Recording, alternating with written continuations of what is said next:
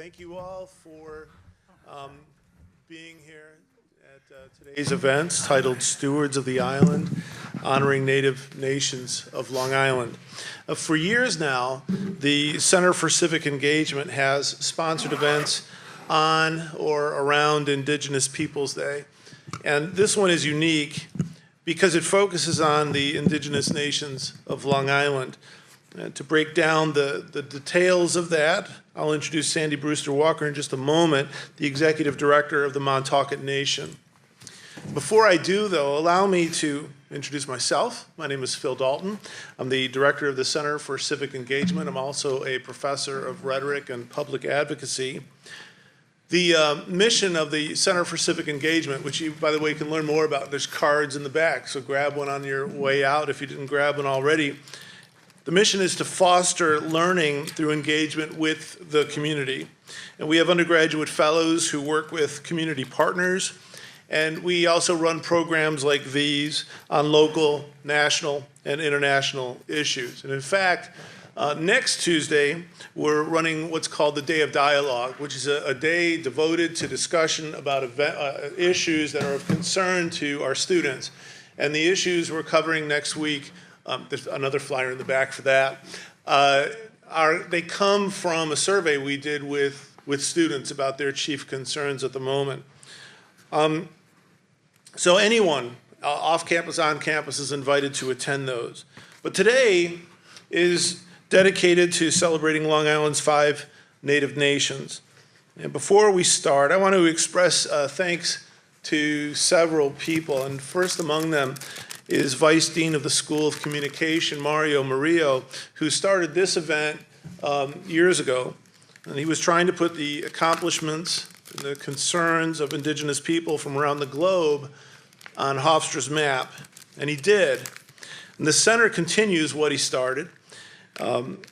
He will, by the way, host a documentary this evening at 6 o'clock titled Sugarcane, Reckoning, Resilience, and Residential Schools, a documentary about the residential schools used to assimilate Indigenous children into Western culture and language. It's followed by a discussion between Professor Murillo and Native American activist and radio host John Kane. Free and open to everybody, so please come. What Mario started has what I call a newfound support among the university as we prioritize community engagement throughout the university's activities. It's an important part of what is our strategic plan, developed under the direction of President Susan Poser.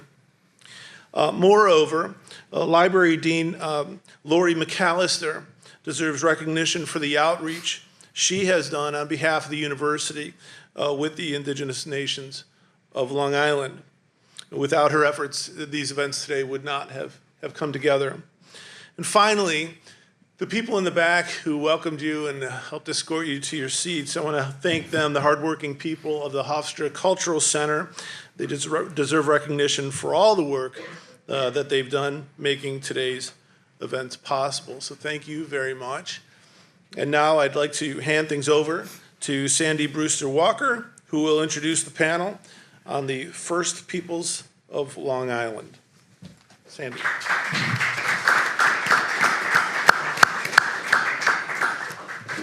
Thank you. But before I introduce the panel, I'm going to have Chief Harry Wallace, he's chief of the Unkechaug Nation, come up and lead us in a prayer. Or you want to do it there or here? I'll do it.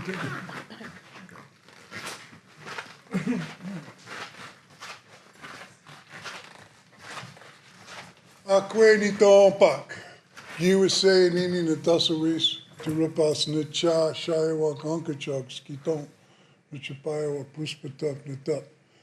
Greetings, my friends and relatives. My name is Harry Wallace. Gi was say nini in my language, which means hunter man.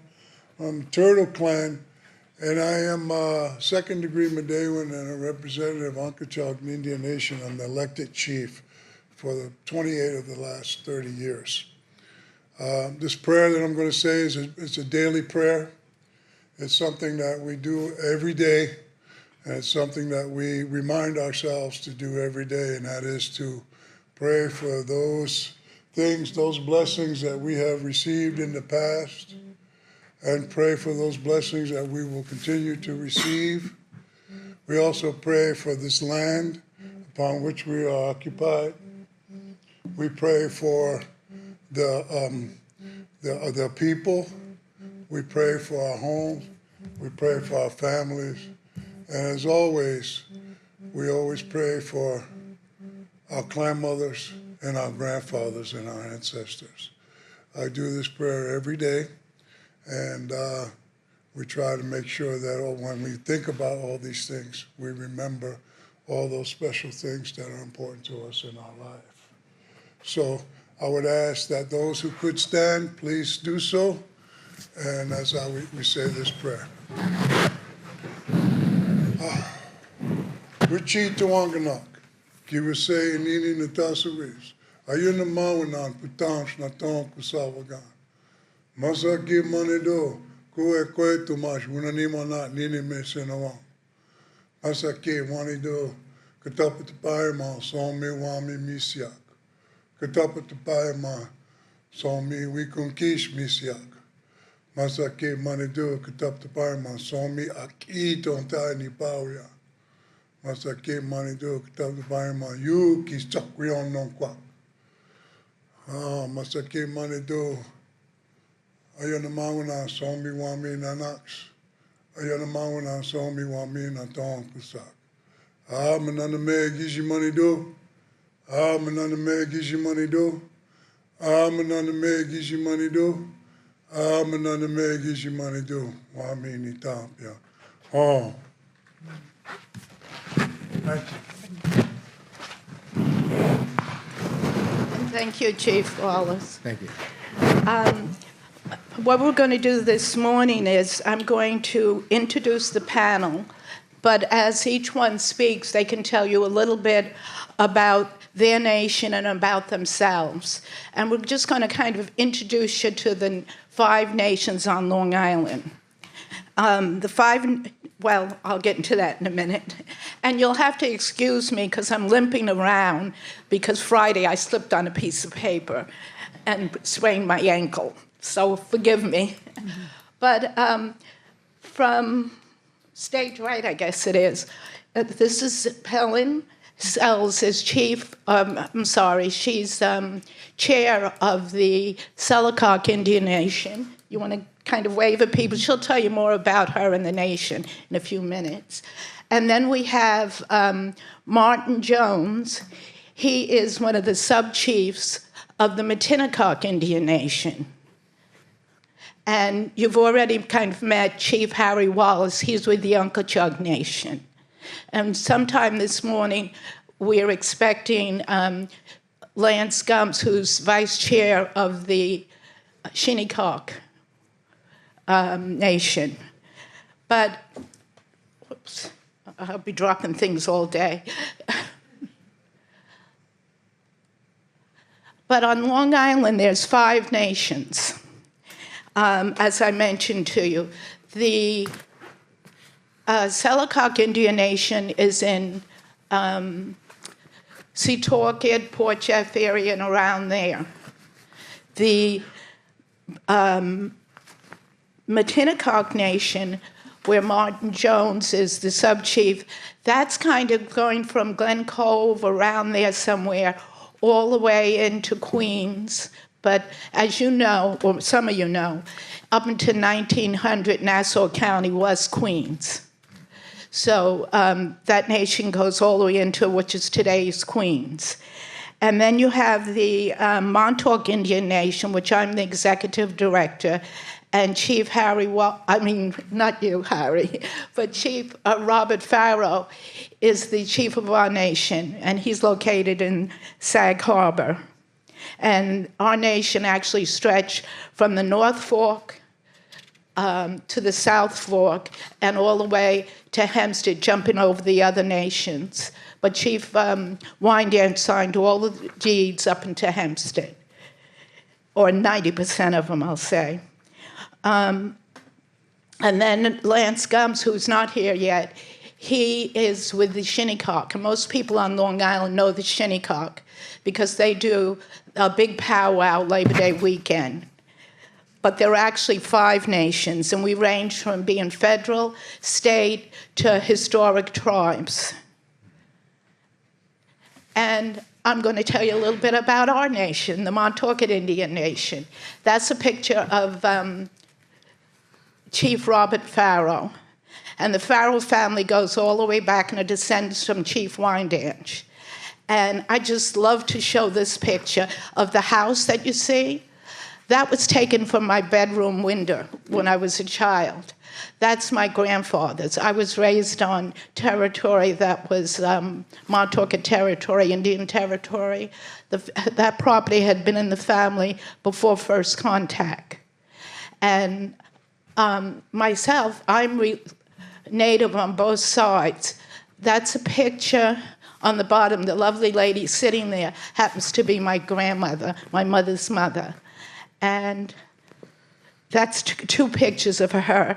And then the gentleman over at the far, well, my right, that is my grandfather. He was also Montaukett Indian. That's my father's father. So I have it on both sides of my family. And this is just some of our ancestors. I was looking at how to tell the story about our nation, and I just kind of love these pictures. Some of the pictures, the paintings, there's 4 of them, were actually done by David Bunn Martin, who's an artist. He lives at Shinnecock, but he's also of Montaukett blood. And that brings me, if you get a chance, take a look at the pictures in the back, too. They kind of tell a little bit of our current story, because we do some events together as Long Island Native American community. Can you hear me? This is... Yeah. Yeah. As the Native American community and some individually, but they just kind of show a little bit about us. This is one of the events that we did, I guess it's 3 or 4 years ago now, with the secretary, the first and the only Native American secretary of the Department of Interior. And we did it, this would actually take place in February. The sun came out and it got warm that day. And it was taken out at Fire Island by the lighthouse. And I'm talking mainly about the 2 pictures on the top right, if you're looking at the screens, and the 2 pictures below. And this afternoon, you'll actually see we have one of the dancers here, and Ruthie will be dancing this afternoon, along with some other members of our tribal nation. And the pictures at the top left, one is we have historic cemeteries and sacred property all around Long Island. And we have 5 sacred cemeteries in North Amityville, Copaig area in the town of Babylon. And that's taken from one of them. And the sign next to it was the town of Babylon actually designated about 5 years ago, 4 or 5 years ago, 5 of the historic streets that were Native American property. Most people didn't even know they existed, but they had the names of our families, and I grew up on one of them. And it's called Brewster Lane. It wasn't, in my lifetime as a young adult or in elementary school, it wasn't almost the late 1990s that it became a public street. It was a dirt road that you would go down, and if another car was coming in the other direction, you had to back out the street onto a public road and then go down the street. Some of you might remember it. And then the pictures below is, again, our chief and a picture of the cemetery. So if you're ever in that area, you should go and take a walk through the cemeteries, because the people that are buried there go back to the 1700s, some of them. And this is just more of our dances that you're going to see this afternoon and be introduced to. Now, we're a historic tribe. And what that means is we were at one time a federal tribe and we were a state tribe, but we lost our recognition in 1910, and that was due to a case, which at another date I could get into telling you all about the case. But just to hit some of the highlights, it was a very racist case. And I've been up here fighting to get the governor to sign the bill for the last, I think, 7 or 8 years. I think it is about that long, 7 or 8 years. And hopefully, I got my fingers crossed. I meet with the governor's office every week, so I got my fingers crossed that'll happen this year. But it's been a hard fight. It's been 115 years that we have been fighting for something, and books have been written about us and everything else, and we've been fighting to get our reinstatement back.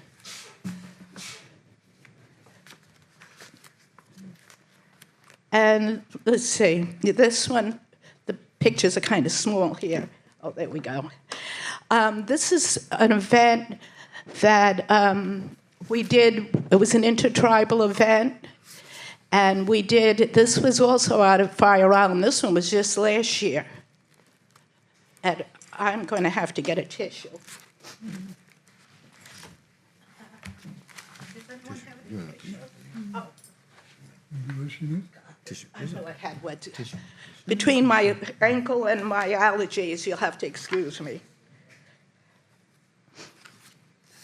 But this is, we took, with the National Park Service, we took ferry out, and Chief Harry Wallace led us in a sacred ceremony out on Fire Island. Because that was our territory. In fact, all of Long Island was our territory. And what I'd like to do, I'm going to skip over these slides because I want Chief Wallace to talk a little later on. So I'm going to slip over these slides and just kind of end what I'm introducing you to our tribe here. This is the dancers, and this is Jacob Bunn. If you ever go out to Matinecock State Park, that's where he was born and raised. And then on the right-hand side, you'll see a canoe. And that was a canoe tour that started in Maine and came down to Boston and came along. I think they overnighted at Orient Point, and then the Shinnecock Reservation, then the Unkechaug Reservation, and then Jones's Beach. And then they went into New York and went up the Hudson, across on the Erie Canal, up the St. Lawrence. And they started this in April, but they didn't get back to Maine until September. And this afternoon, Shanae Bullock will tell you a little bit about that. And what I'd like to do is to introduce you to Martin Jones, who's going to tell you a little bit about himself and a little bit about the Matinecock Indian Nation. Martin?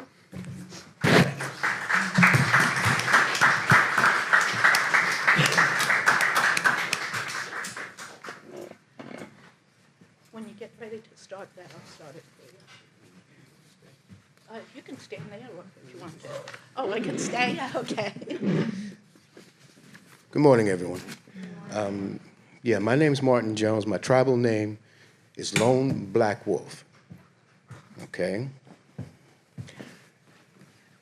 Wingwillow, Nindashishi, Chief Martin, Lone Black Wolf, Unk. Now, that's about all I know in our language, because I'm still studying it. Okay? I didn't even find out that I had native blood until I was about 12 years old. Had no idea. And before I go any further, there's a young lady in the back, last row, yeah, She has a hat on, baseball cap. She is the wife of our Grand Sachem, who's Big Chief. He passed over last April. Miss Anita Walker Townsend, give her a hand, please. Have a stand up.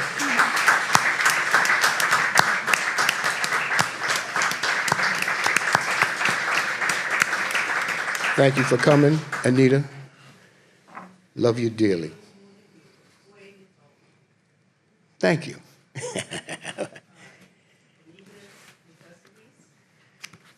Uh-huh.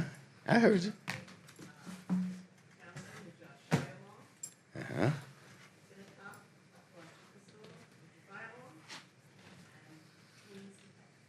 Let me test away. Thank you, Anita. Thank you so much. Why is what we just did important? It's because how are we going to be a nation or a tribe and we don't even know our own language? I mean, there's reasons why we don't, which I'm sure you all know, the colonizers. I'll just leave it at that. But, yeah. What you're looking at on the screen is a movie that's on YouTube. You can watch it anytime you want. It's called The Lost Spirits. Tells some of our story, and it was done by our genealogist, all right, who's not here. Her name is Donna Barron. This is her movie from her son. Anytime you're ready, you want to start it? Yeah, I should tell you, it's because I sprained my ankle, I couldn't strip out some of the commercials, so we'll try to jump over them.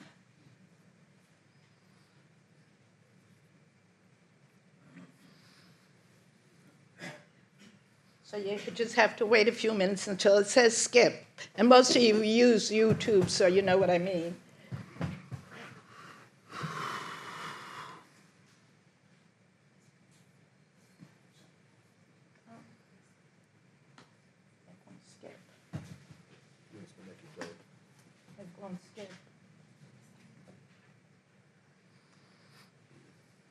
No, it won't skip over it. Yeah, just let it go. You'll see the sign that says skip.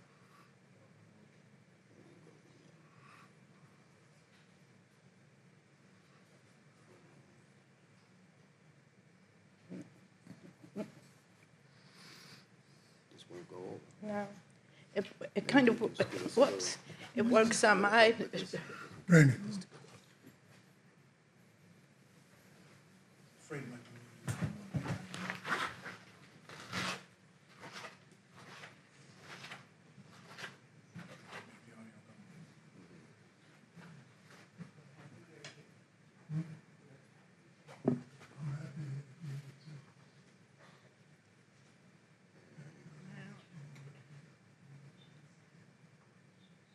well, Martin can tell them about it. Anyway, Yeah, we'll try to get the movie going sometime before you sleep. Yeah. all right, but the main premise of the movie is that we're still here, okay? Our lands ranged from the Brooklyn Navy Yard all the way to Smithtown. We were one of the wealthiest tribes of Long Island. Why? Because we made money. Believe that? We made money. We made it out of clamshells, okay? And it's called wampum, all right? And part of the reason why we were fighting everybody, from the Connecticut natives to other natives, is because we had the money and they wanted it.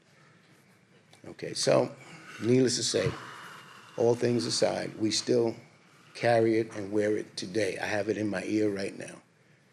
Okay. To tell you the story, I can't tell you the story. What I can tell you is that as of today, we are going to be seeking state recognition. Okay? And that's my pet baby. All right? With my help from Anita and the rest of our council, we're putting together our tribal roll, and once that's done, Sandy will assist us because we are cousins to the Montauketts. So basically, whatever applies to them applies to us too. And we're cousins to Chief Harry of the Unkechaug tribal nation, and we're cousins to the Montauketts and the Setalcotts. Okay? And I really don't have a heck of a whole lot to say because I'm not feeling well myself.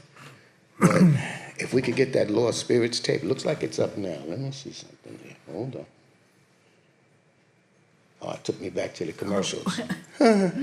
Anyway, I'm not going to belabor the point anymore. If you guys have any questions you'd like to ask me, I'll be here all day. I'll give you my card. We can talk, or we can talk on the phone, whatever you'd like to do. And whatever support you'd like to give us. And I'm not talking about money. I'm talking about elbow grease, things that we need done, we need people to help us with. Thank you all for coming out this morning. And I'm going to leave it with that right now. Thank you. And thank you, Chief Jones. And sorry about the video, but it worked on my laptop.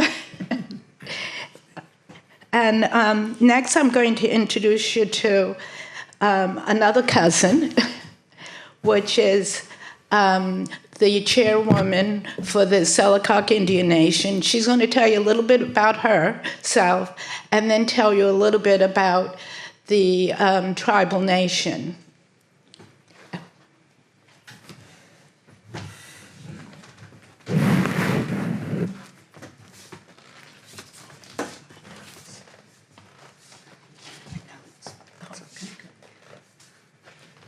Akwe, Tonkiton.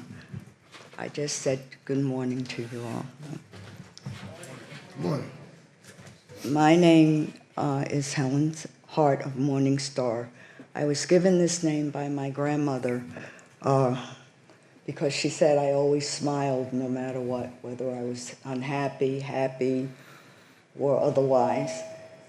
And I try to live up to this name. Very hard. Well, we lived in the on the North Shore. I don't know if you're familiar with Stony Brook, Setalcott, Port Jeff, Belterre, Mount Sinai, Shoreham, Wading River.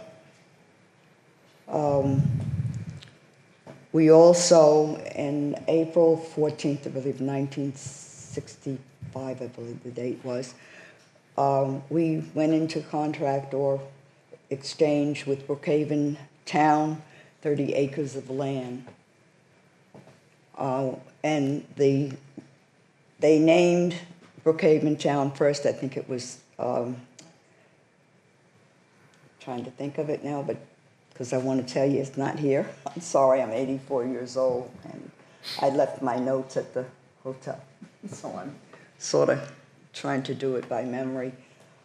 Well, anyway, they named it Brookhaven, which it was a clash with the Brookhaven out by Shirley Mastic, so then they changed it and they named it Setalcott after the tribe. We made our living by whaling, fishing, and hunting. My uncles, I remember, used to go out to the Setalcott Bay and sound and get clams and oysters and eels, which we are known for because we used to eat a lot of the eels.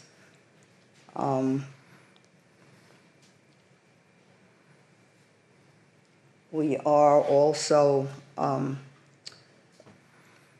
the tribe that signed the deeds were Wawamki, Gee, and Mayhew. And when we were doing our genealogy, we found out that we are all related as far as the Shinnecocks, the Montauketts, and the Unkechaug, which we supported them up until, I believe it was 1996 when we began to have our own powwows, because the Brookhaven town was selling, I think, the 200th anniversary. So we've continued to do so. We too are working to get our state recognition. I didn't realize it was so much work, and thanks to Sandy, who is guiding all of us. She has broad shoulders. Thank you, Sandy. Recently, in Setalcott, there's a Pirate's Rock. And it was supposed to, they said that a minister by the name of Brewster preached his first sermon there. And also, they said that the chiefs used to meet at Pirate's Rock. course, we more or less doubted because we had heard a lot of things as far as Setalcott was concerned. But as of 2 years ago, I think I told you, Chief Wallace, about it, we decided to clean up the rock around it because of the debris and stuff, because, you know, we're by the college and it's a hangout, so I don't have to explain anything more about that. So we went and we made trails through it.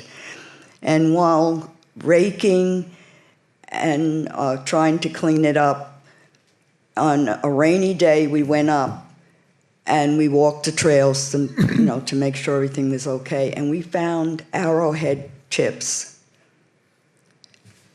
So what they said was true. We also, the tribe lived around the, you know, the Ward Melville Memorial Pond in Setalcott. I don't know if any of you are familiar with Setalcott and Oldfield and Strong's Neck, because that's where we lived as a tribe. We also are involved with the sugar culp farming and replacing the clams and the oysters, trying to clean up the sound. And I guess that's about all I have to say right now. I'll bring my notes next time. Thank you.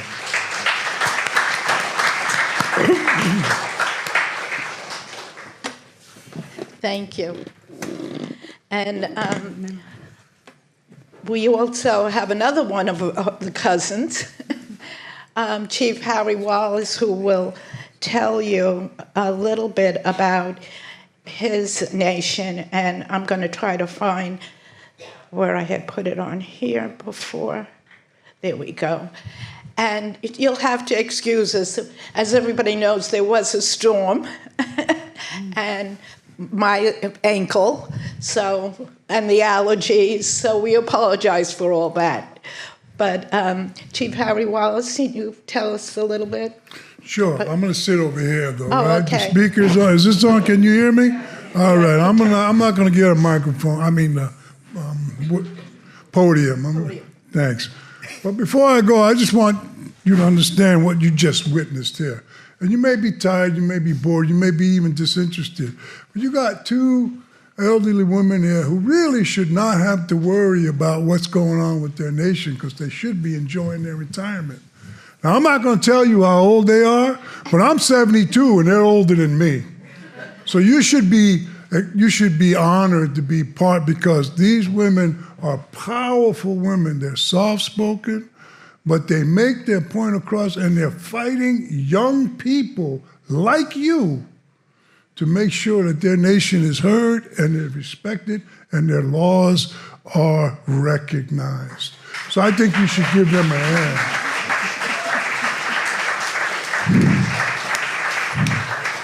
In our culture, the women never had to worry about the vote because they were in charge of picking the leaders.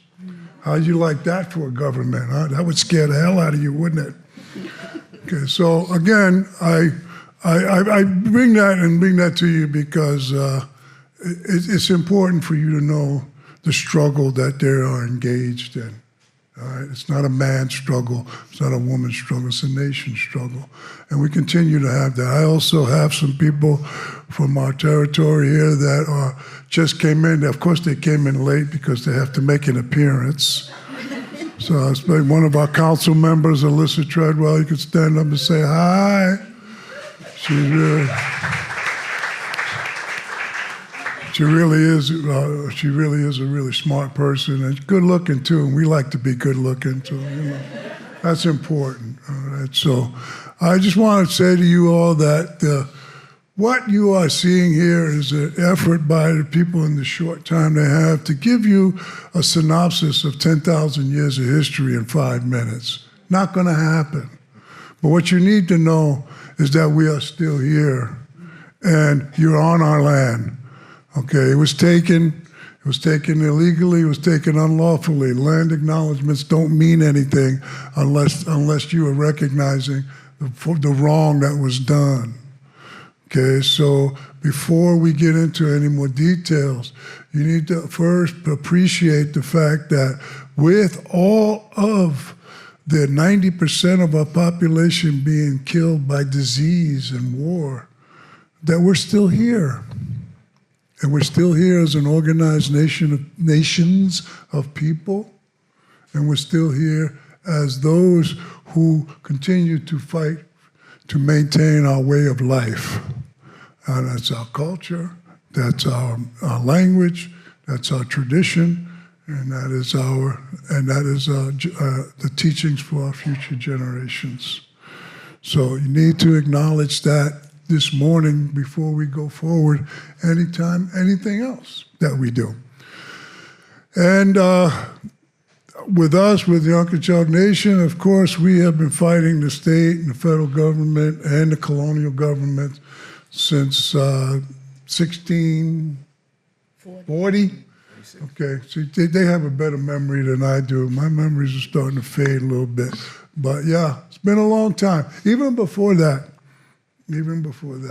So, and the thing is, your history is our story. You just don't recognize it, okay? You're talking about the Montauketts there. Montauketts were about organized with the chiefs of the Wampanoag people when there was war in that territory.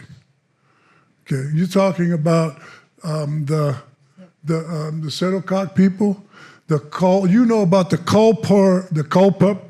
Culper spy ring, right?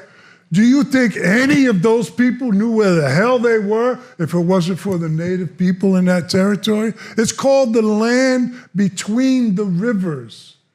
That's what it means. You think Talmadge knew all those places? Huh? Come on, people, you can't be that naive. And I know you're not that naive because you got this big-ass university here, right? Okay? Now, with the Unkechaug, while we have this historical place that William Floyd, one of the signers of the Declaration of Independence, his house is 5 miles from mine. Okay, his is still there, so's mine. Okay, but did you know while he was signing the Declaration of Independence, and including in that declaration the denigration of my people as merciless Indian savages whose known warfare policy was to kill innocent women and children. It's in the Declaration. Look it up. Google it.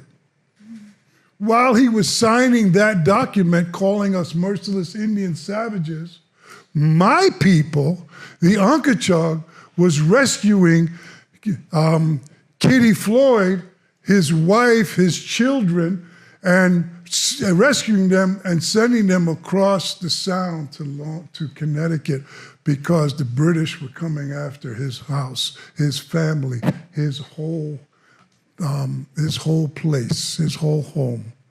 While he was signing that document, we were saving his family from annihilation. How ironic is that, huh? And you know, one of the future presidents was in love with Kitty, even though she was only like 9. You know, Mr. Madison was interested in her. And that's another story. But you see, that's your story, right? That's your history. That leaves out our story. Okay? So recognize that once you start from the premise that we're still here, then you understand that the problems that we have are because those people in government don't recognize that. Okay? They don't recognize that when you dig up a body from the ground, that's called desecration and not progress. Okay? that when you suppress a child and send them 500 miles to a place ostensibly to go to school, which I don't think had anything to do with teaching, that's called abuse and not learning. Because everybody here has family whose children was taken from them and sent away to boarding schools. And unfortunately, many of them died there. I don't know of a school yet that has a cemetery attached to its educational facility. I don't know, except I had no one, Franklin K. Lane High School, but that's it, right? But that was an accident. But in our boarding school systems, that we had to experience, every one of them had a burial ground next to it. So what kind of a school would you tolerate, if you had to, if there were 5 to 10 kids a year dying, estimated, in that school, how long would you tolerate that institution? I don't think you would tolerate that very long, would you? But that was normal for us. Right. So what I want you to know is that regardless of all of these things, we're still here. And we're still talking to you. We're still learning our language. We're still practicing our way of life. We still know what our traditional medicines are, what our traditional spiritual knowledge is, and we're teaching that to our kids. I teach the kids in the high school. I teach a class on Unkechaug language and culture. And they have the same kind of faces you got. Disinterested looking. Whether they're interested or not, they're posing as disinterested people. And I have to reach out into them, and I'm like, how am I going to reach these kids? So I tell them the stories, and they wake up. And when we tell them the stories, and then we slip in all that knowledge about language and culture and history and all that in between the stories. And I have a suspicion that that's what the ancient ones did in order to get their disinterested children to pay attention. So what am I doing? I'm just following in somebody else's footsteps that showed me the way. So I want you to know that, I know we have, what, it's 11:05 there we got to do? I want to just bring up a couple of things. Can I, before you? Yeah. Do I have your permission to do that? Okay. So we brought this here. There's some current contemporary things that you need to be aware of. And one of those is the Unmarked Burial Site Protection Act, which was passed in 2022 as a result of 25 years of effort of the people primarily on Long Island, the Honor Our Indigenous Ancestors, Inc., which was the successor to the Intertribal Historic Preservation Task Force.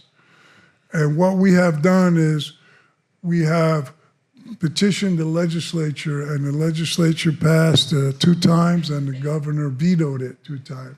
So now we have, it finally was passed. And what this law says, New York was one of 4 states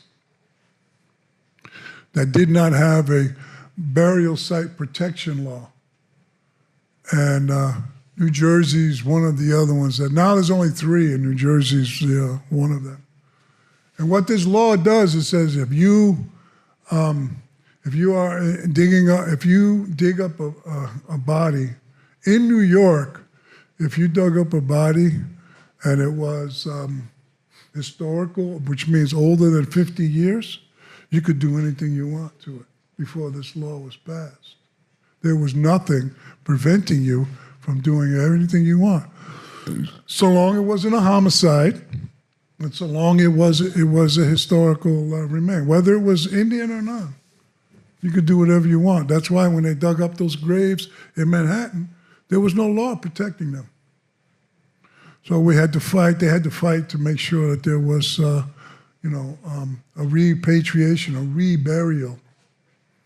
And in the last 200 years, not 200, in the last 3 years, I guess, I would say 3 years, we have reburied over 200 human remains.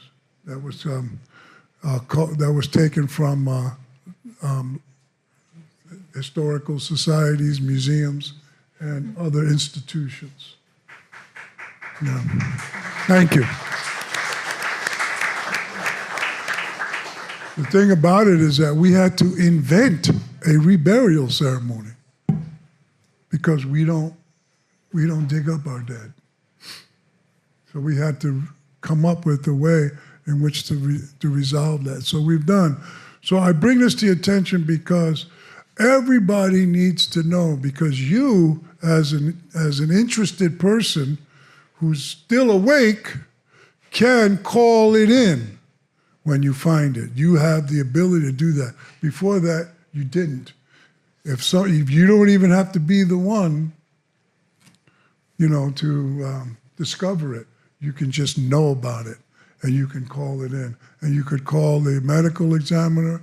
You could call the state archaeologist, and it has all that numbers and information on these sheets. So I left some of them in my car now. If my car is not towed away, I'll go and get it and bring it to you later on, and you can all have it there, all right? Because one of the things that I park is I park wherever I want to, and that's a problem for me, right? Because I don't pay attention to signs. When they say restricted, I said, oh, it's restricted for me, thank you. But not everybody appreciates that. So I want you to know about this because this is important. This is definitely something that we all need to grasp how significant it's going to be, because in the future there will be development, and it is my knowledge to know that when you have these developments, that there will be bodies that are unearthed. Okay, it will be a consistent practice in the future. So we need to protect them. Okay.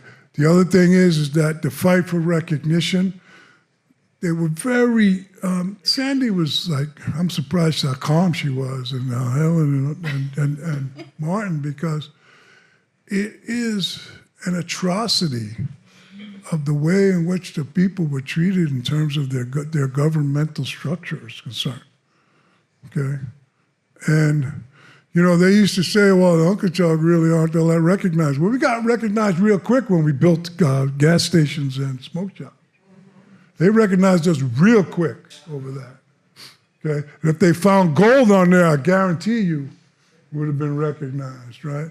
Same thing happened too. There's a tribe in Texas, Alabama Cushata, in Texas. Didn't have federal recognition till they found oil on their land. Government recognized them quick. Why? Because under the laws under the federal government laws, the federal government has to manage all of their resources. So if they weren't recognized by the federal government couldn't have gotten our hands on all that oil. So it's not who you are, it's where you are. And look at how the fight against Shinnecock. I don't speak for Shinnecock, but they're in the town of Southampton where there are some relatively undepressed people. And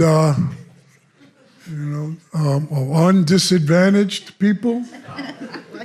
Okay, and they are angry because Shinnecock is exercising its sovereign right to economically develop their own territory.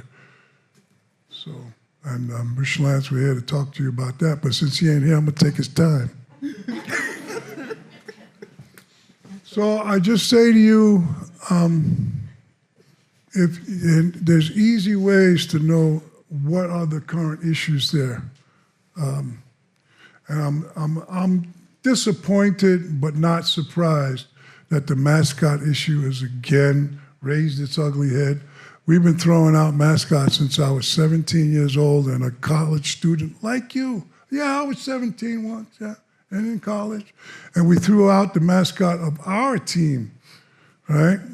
And then years later it was other schools and universities, and then we got rid of St. John's, Redmond, and all of those things, and we got rid of the two professional teams, the Washington football team and the Cleveland baseball team. You know, I am an avid baseball fan, and I never missed a World Series until the 1995 World Series. I just couldn't take that. The Atlanta and Cleveland were in the World Series. So instead of going to, watching the game, we went outside and protested. I just couldn't tolerate that. Okay. And I went to the 1996 World Series. And I'm not going to tell you some of the words that were said, but they were not pleasant. Right? But it's just that we had to attack them economically to make it economically not viable in order for them to give up that. Sure. So I just want to ask a question. I don't know if that's the forum, but speaking of the mascot, because we have a mic right there. Or can you all hear me, or do you want me on the If mic? anyone else has any questions too, just raise your hand and go to the mic. You're going to get a lot of. Regarding the school districts with the mascots, which we know that there's like 3 of them that are really going in hard, which we spoke at one of them as part of LISA, Long Island Strong School Alliance. There's an organization, I don't know if you're aware of, which I'm is very aware of it. NAGA, Yes. which is the Native American Guardian. Blah, blah, blah. Yeah, I got that. Can you explain, because this is the thing that was really confusing, because they kept bringing up that they're Native American, which I think 2 of them are part of a tribe somewhere in Utah. How is that impacting Native Americans, part of the bigger group, which is the federal group that has like 120-something tribal members in that? How is that impact? Now, how is NAGA impacting Native Americans throughout the United States? It's not. It's a false, fake organization that was created in response to the Washington football team. And anybody who self-identifies, all you guys got at least one great-grandmother who's a Cherokee. I bet you, if I counted them, there'd be like 90% of you would tell us that. That's the organizational structure that they're living under. And the overwhelming majority of the 600 Native American nations in the United States alone support the removal of mascots, because it has been scientifically and medically proven to be damaging not only to Native children but non-Native children as well. The reason why you have people who treat us the way they do is because they grow up with that bullshit. Okay? And so when they grow up with that as adults, they think it's okay. And that is the reason why organizations like that make it tenable for the school districts to engage in that abusive behavior. Excuse me? I can't hear what she's saying. It's totally. I'm sorry, I said it's holding on to racism, because that's what those symbols are. They're caricatures of the tribes, and they're mystical symbols. Well, I didn't want to get. I could get into that if you want me to, but I didn't. Huh? There is a. If I could find it, I might have to look in my phone for it. There's a. Huh? I was going to say, go ahead and look in your phone. I just want to say we're definitely in the Q&A session. So if you want to come up to the mic, let Chief Harry look for what he needs. ahead, But if Mark. you have questions, come on up.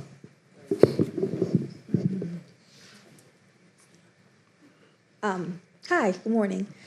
Afternoon, I think. So I wanted to ask, thank you all for coming and sharing your history. I know that it's annoying, especially the drive out from your respective nations to get all the way here from Hofstra. So if we could please give them another round of applause.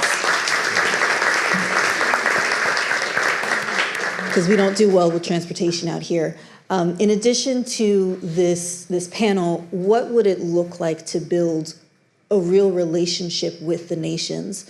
How do we foster community with you? What does it look like for us not to just respect your culture, but to honor it and be a part of it and recognize it in its totality, despite having these communities that want to uphold these horrible mascots? I was trying Anybody? well, I was trying to press this, but it doesn't seem to be going on. We can hear you. It is, oh, okay. You could, I know as far as the Montauks, and I think I might be able to speak for the other tribal nations, and then when they can also chime in. I think you really need to know who we are. We, the Montauks, we have a book club that Mandy runs, and that starts next week, I think, next Thursday. Or this Thursday, one or the other. And we read books by and about Native Americans in the Northeast region, including New York.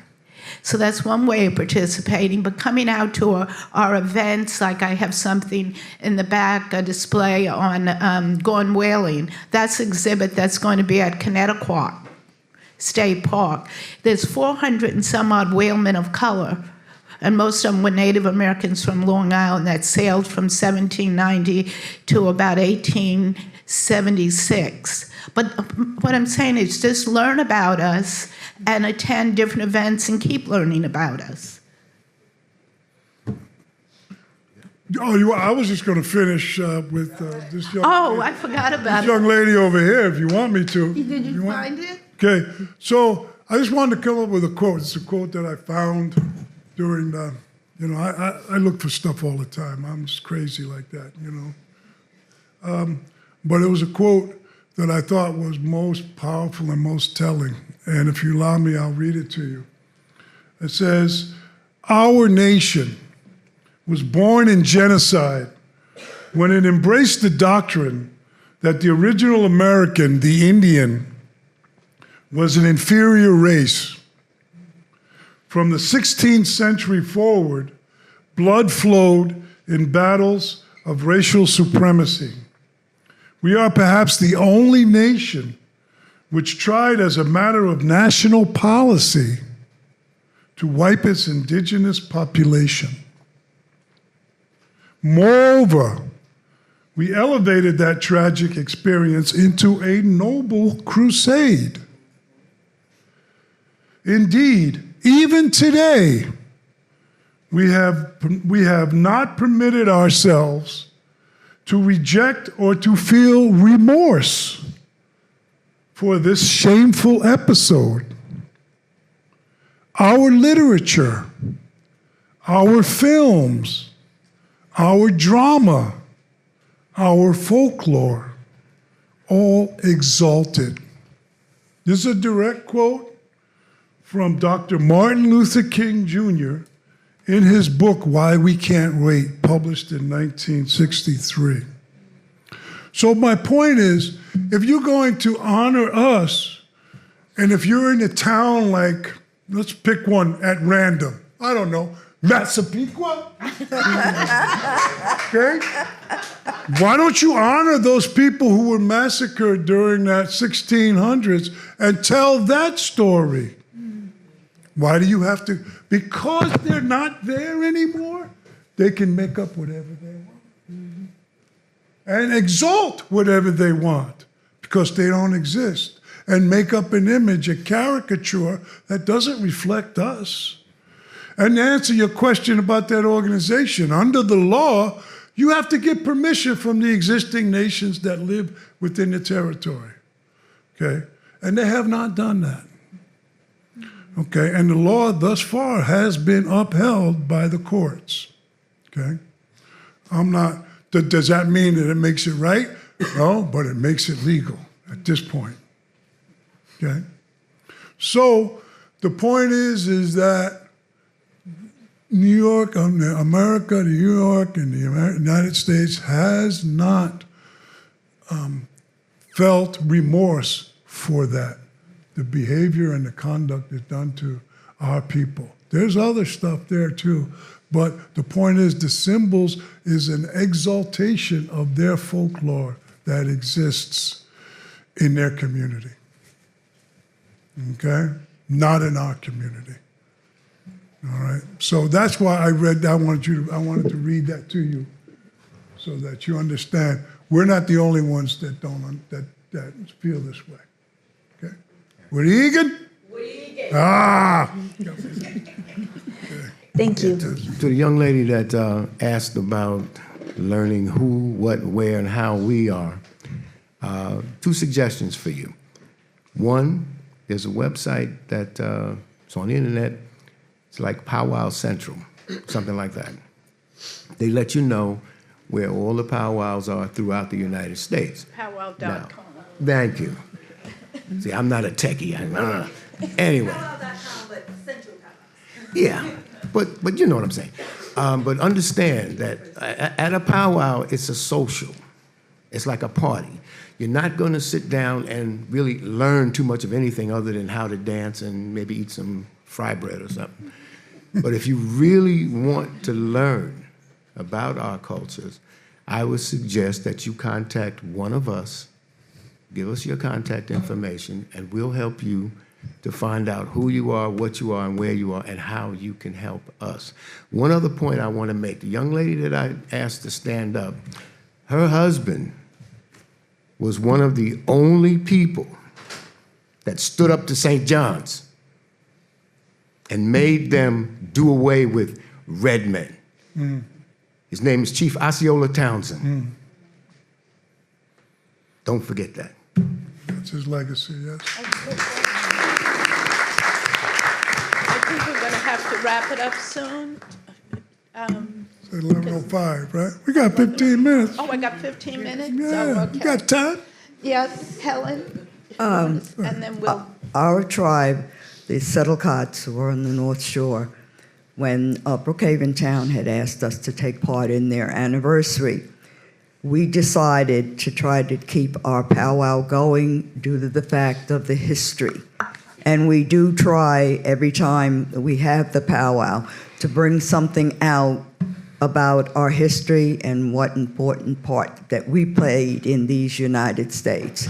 Also, we talk about our boys, fathers, brothers who fought in the world wars.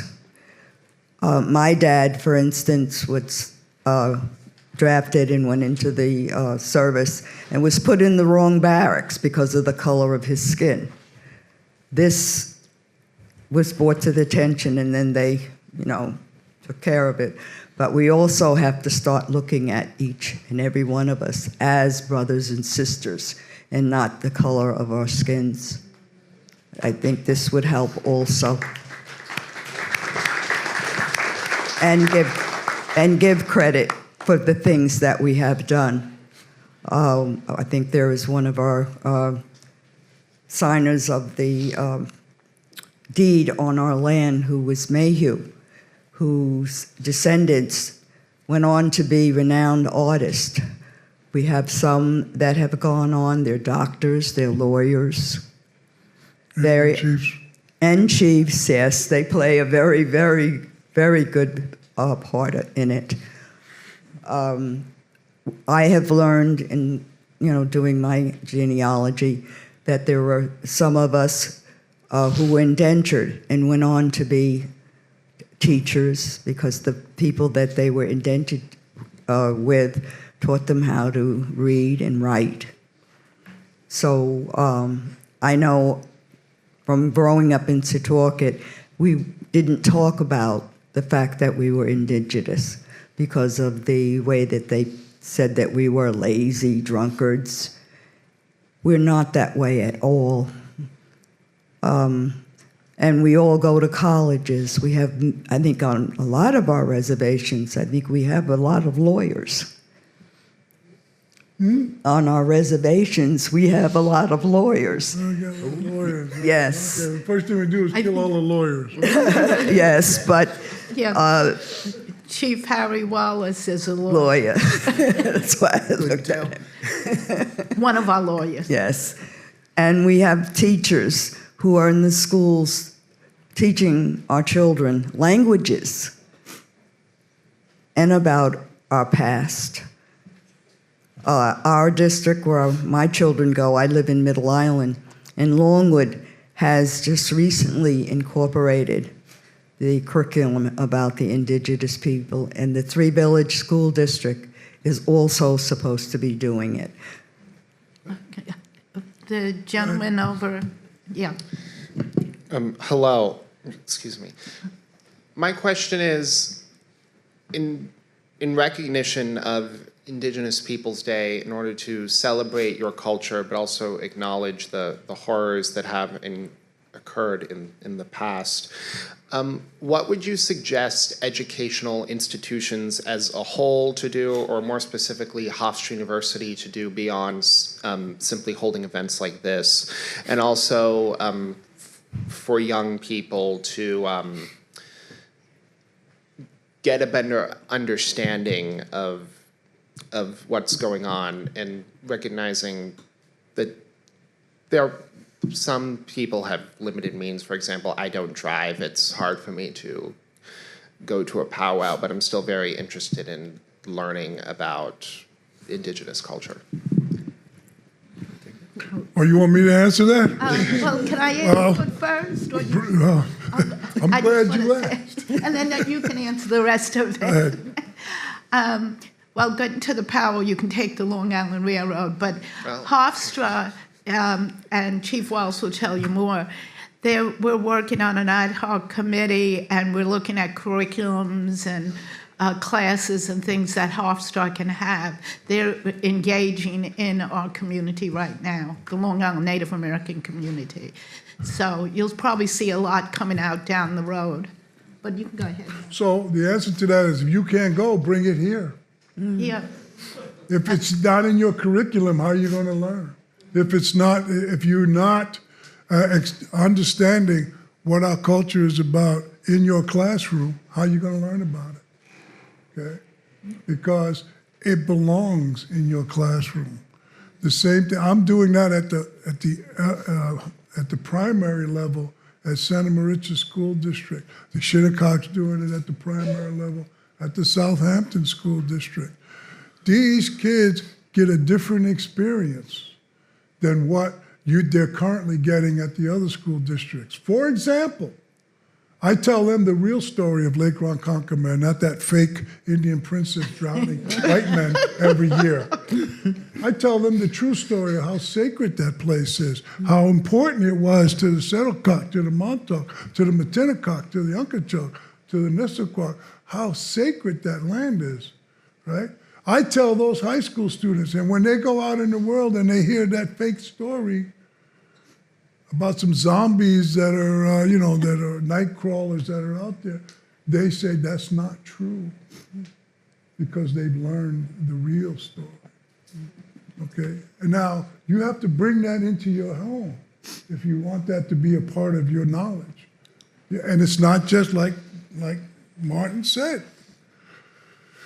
Powwow is a good place to start, good social, good environment, but to bring that knowledge into your home, you got to bring it into your classroom and bring it here, okay? And this place is long overdue for that experience. Yeah. That's all I'll tell you right now. That's right. Okay. Okay. And go ahead. Thank you. I just jumped up. I heard the story about the Lady of the Lake, which is insane. I've heard it for living in Ronkonkoma. I wanted to ask you, how do you feel about government officials where we live in, especially yesterday being a day that we all recognize as Indigenous Peoples Day, because we know the harm that was caused by colonialism and imperialism. How does it make you feel to see elected officials and government officials posting up, still supporting a genocidal maniac? Wow.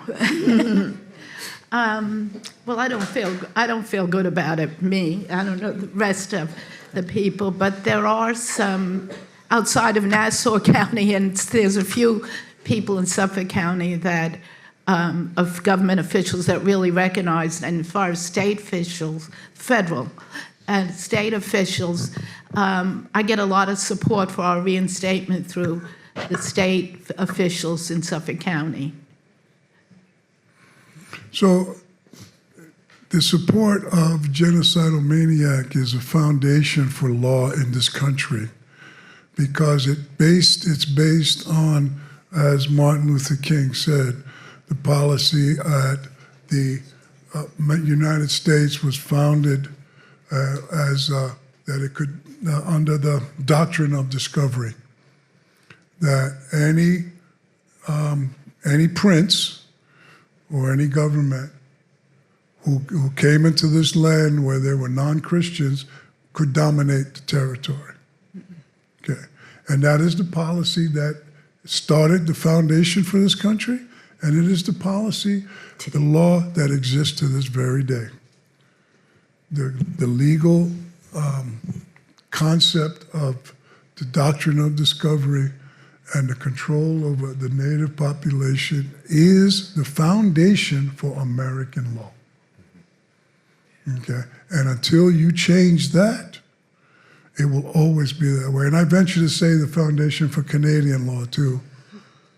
Okay, and so the only place where that foundation is under attack is in Mexico, where you have the autonomous territories in the South that have asserted their rights.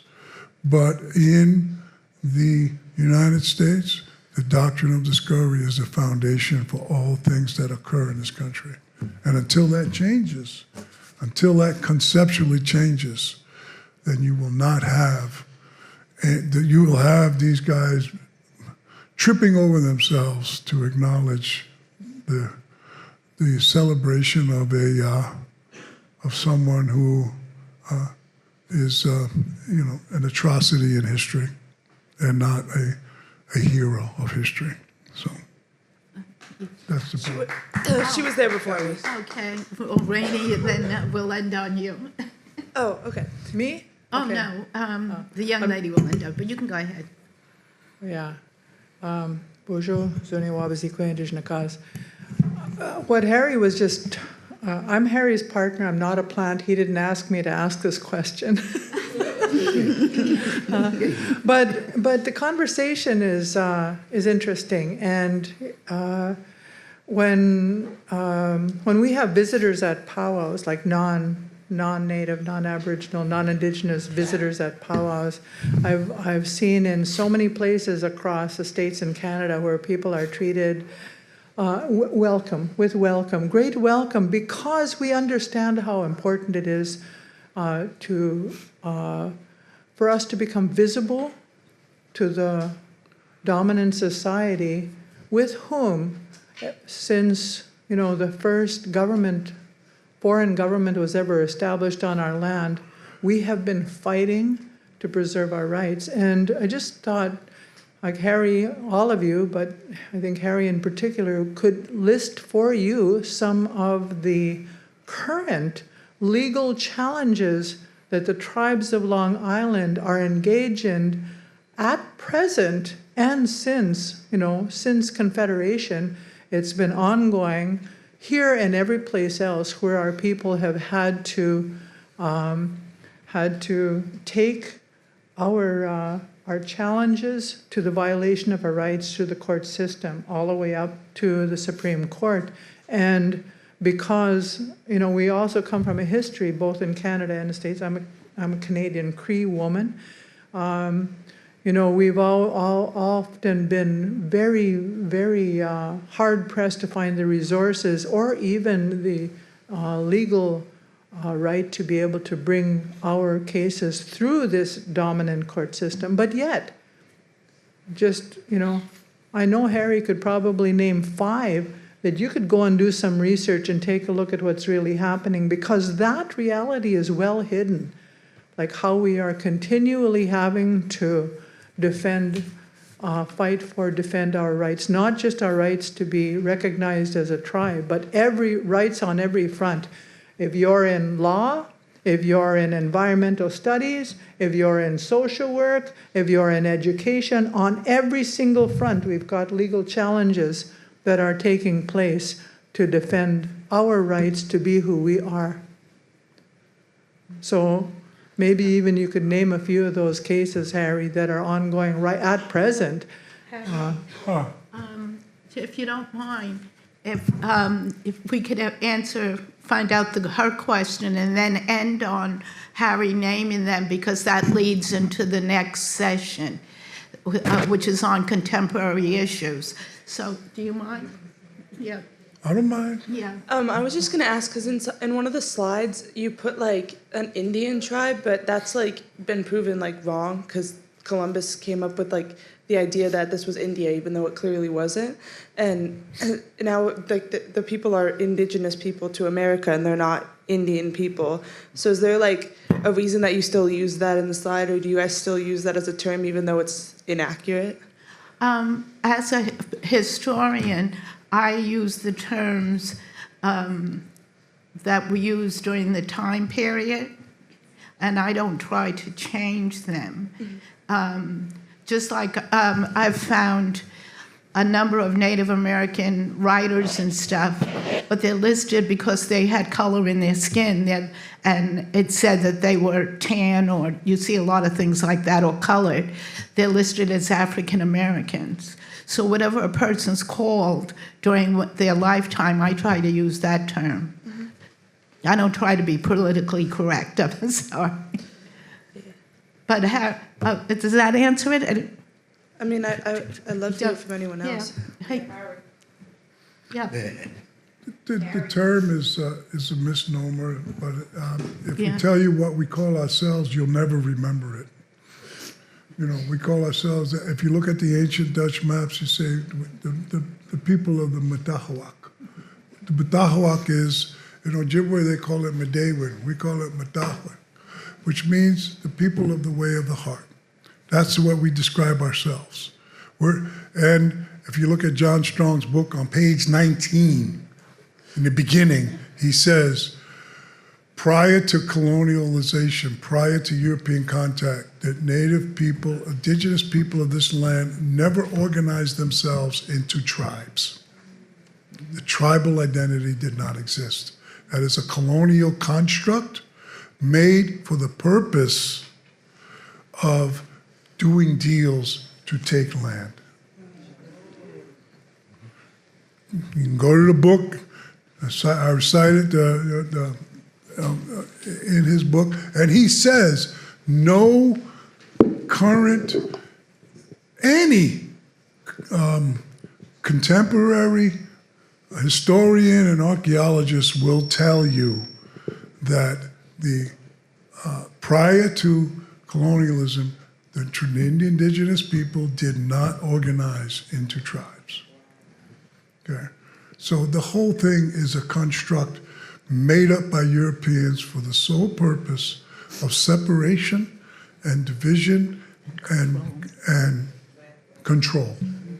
I won't say conquer, because we don't feel in New York that we've been conquered.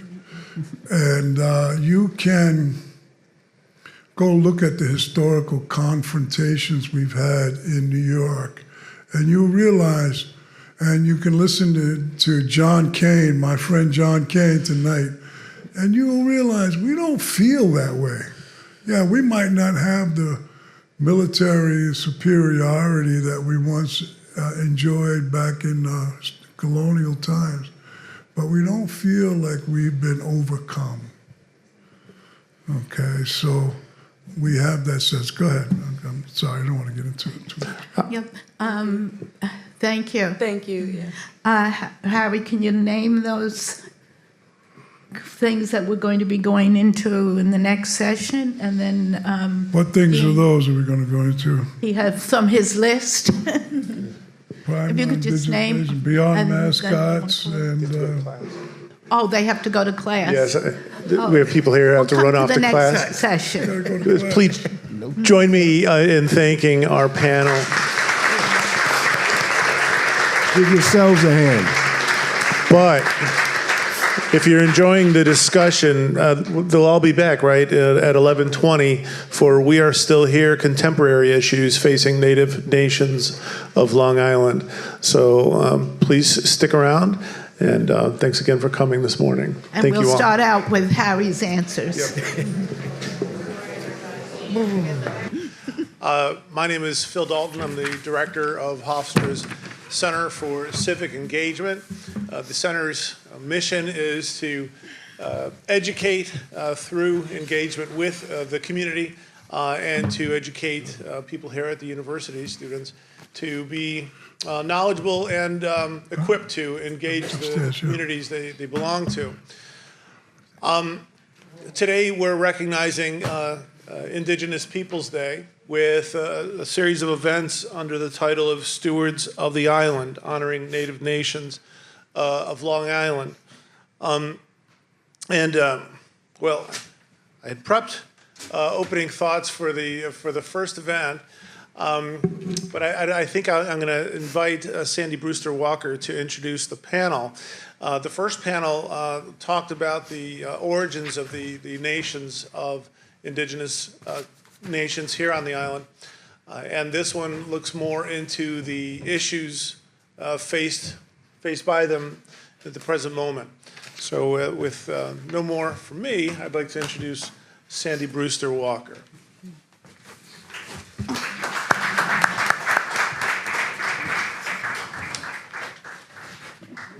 As I told the first session, you have to bear with me because I sprained my ankle on Friday.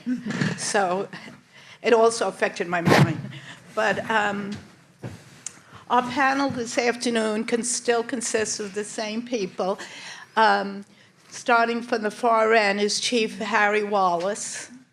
And we're going to, after I finish introducing everyone else, we're going to begin where we kind of left off.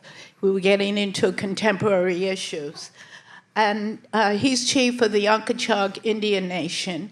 And next to Chief Wallace is Chief Martin Jones.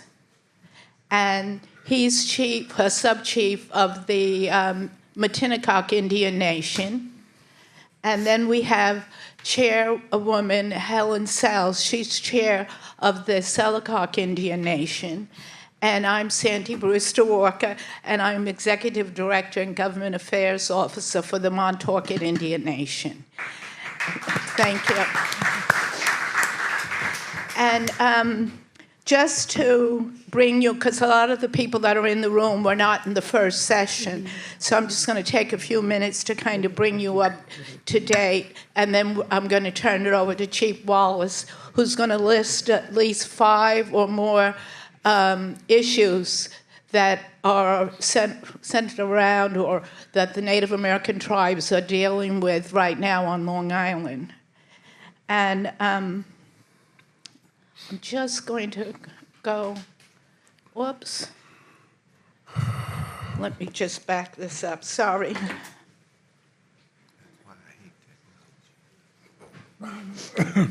There we go. On Long Island, oh, somehow I've lost the video.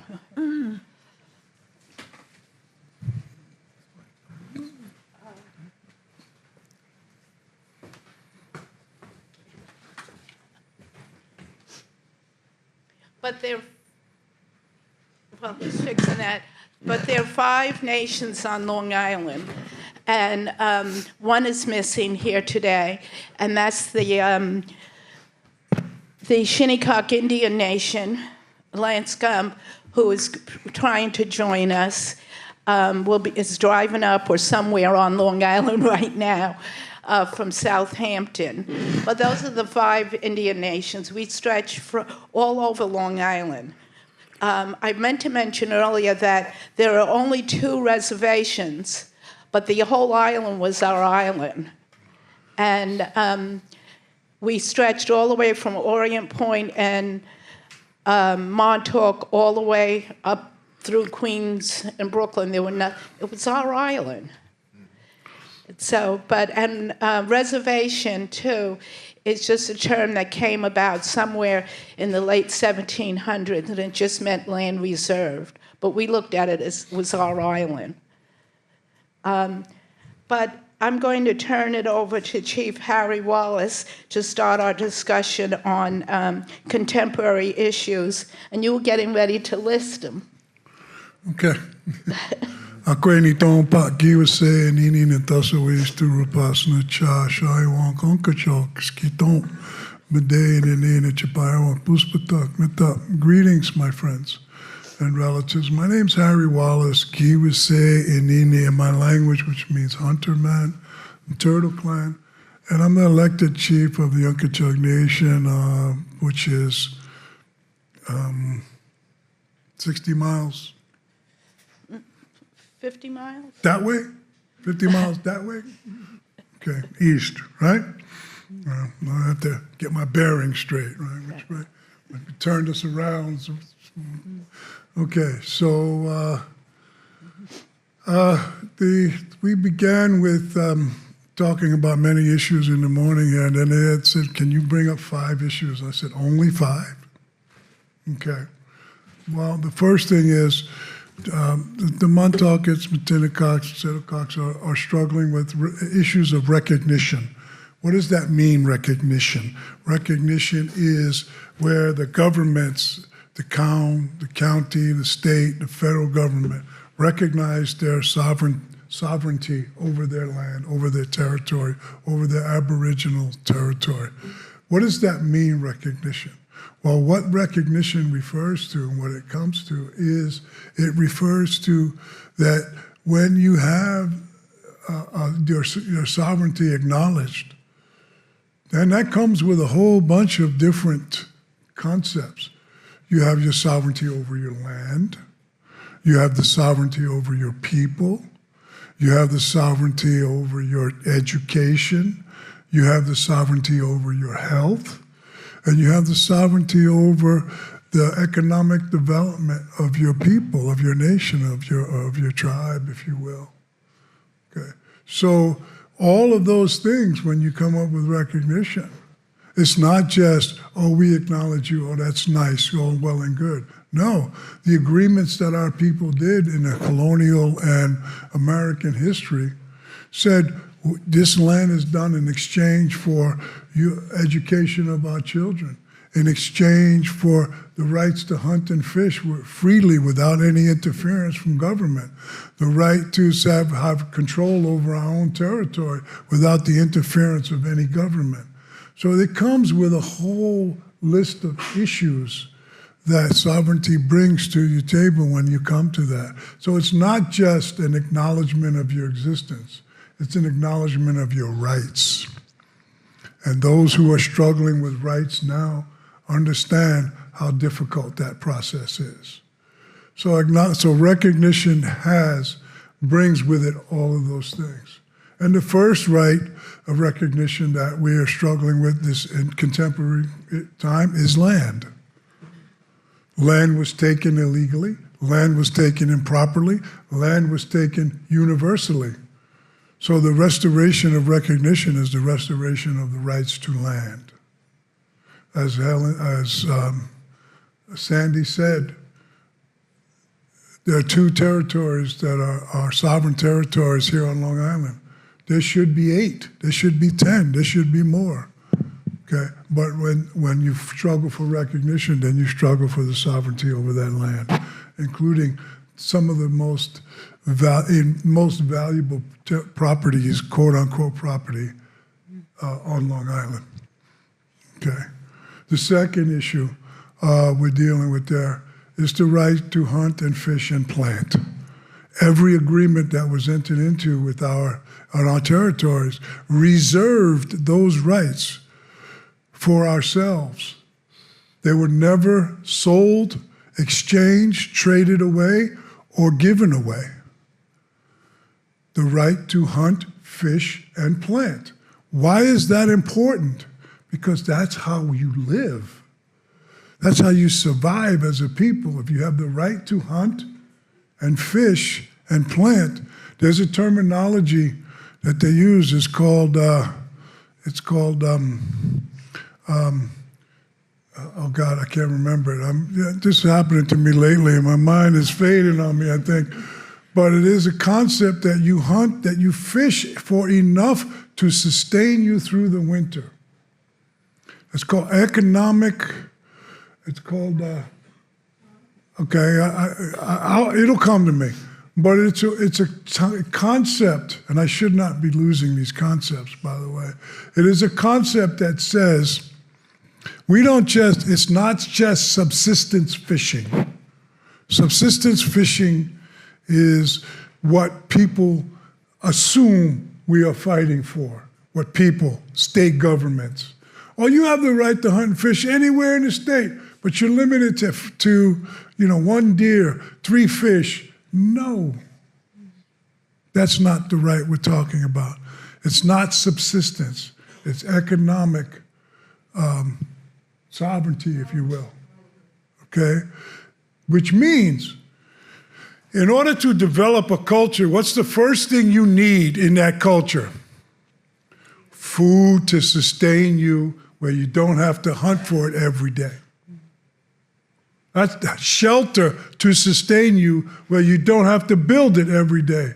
Every culture who has developed in a society has learned how to shelter, clothe, and feed themselves where it was not something that was mandated on a daily basis. And assigned certain people the responsibility to do those things. We had clans who were hunting clans. We had clans who were fishing clans. We had clans who built canoes, who built homes. That was their responsibility. We had whale clans. So when you hunt a species to extinction, what have you done? You have prevented us, our ability to sustain ourselves into the future. So that's a big issue today. And it's gone before the Supreme Court, the rights to hunt and fish and plant. Okay, that is consistently there. Okay, that's one. The right for health care. In this state, the state government in its constitution said that it would guarantee the health and education of its indigenous population. It would guarantee that. So when you have recognition, those guarantees come with that. Okay, so what is the guarantee for health and education? Separate from the way in which we teach our children. That's how we see that. Not in the way you teach your children or the state teaches its children. But the education that we have is the education of our way of life. So we want to be able to teach our children consistently in the way that we've done it. This policy of this United States and of this state of New York, the policy was to kill the Indian, but save the man. What does that mean? That means destroy any cultural elements that existed in the child. So how do you do that? You take the child away from their parents. You remove them from their traditional home. And as a result of that process of removal and acculturation, you've had massive killed children that died. And this evening they're going to be having a film about that. I urge you to watch it. It's not pleasant, but it is educational. Okay, so the policy of terminating culture is the policy that is endemic in the policies of New York and the United States. Okay, so you have education, you have health, you have recognition, and you have land control of issues there. Okay, language. Without language, all of the things that we learn about language is, I have been taught that our language is sacred, that it teaches us a way of life, and that it teaches us how to sustain a way of life. Language is not just about a different way of speaking. It's not just about a different way of interpreting or translating words. In our culture, when I greet you and I say, Wikwasan, I'm not saying to you, good morning. What I'm saying to you is, I see you in the light. When we say tabutne, everybody knows, oh, you give you a drink, oh, tabutne, oh, that means thank you. No, it doesn't. It means I have enough. That's what it means. But it has been translated to thank you. Because every time somebody was offered something, they would say, tabutne. Tabutne anawayaan. Oh, I've had enough of all of that. Okay? We've had, we had a conversation yesterday about the word for devil. It's funny because we don't have a word for devil. It's like the word for money. When we were given, when they handed us money, and it's not wampum, by the way, it's the European coin. We are first contact people. You know what first contact people means? We are the first ones to experience the European invasion, right? So when there was something that was foreign to us, in fact, the word for white man is Awanuks, which means foreigner. That's his name, Awanuks. Awanuksak, foreigners, because who are they, right? They're not us, right? So the word for money in our language is chakwanash. Now, when I've spoken to them about it and they say, in our language, chakwan means, what is that? Chakwani, what is that, right? But that is the use of a word that would be what we call inanimate. Chakwan is inanimate. Awan is animate. Who is that? Chakwani, what is that? But the word is not only inanimate, it is intangible. So we have a different word for that, and that is tiakwanash, which is, what is that? That's how we call coin. It's like, I can't eat it, I can't sew it, I can't cover myself with it. What can I do with this? There's nothing for me to do with this. So the original colonists would take that and exchange their coin for wampum, because that's something we can do, we can deal with. The wampum beads, we could make clothing out of. We could cover ourselves. We could make a story, tell a story with that. So they would exchange their coin for wampum. Okay, so that's when the Dutch developed in New York. Guess what the Dutch did? They developed a system of exchange, and they built the first coin environment. Right? So many coins of Dutch guilders for so many white beads or purple beads of wampum, so many British pounds sterling, so many French francs, so many German marks, so many Dutch guilders, so many Swedish, what's Swedish coins? What's the Swedish coins? Huh? Kronen? Okay, that's okay. So many of them, because New Jersey was a Swedish colony, right? So all of that coin was traded, was exchanged in New York City, and they gave them wampum for that, because that's something we could work with, right? But if you don't know the language or what that means, you don't know its meaning and understanding, you lose that cultural power. The words that you have in your town, you don't know what those words mean. Somebody tells you what they mean.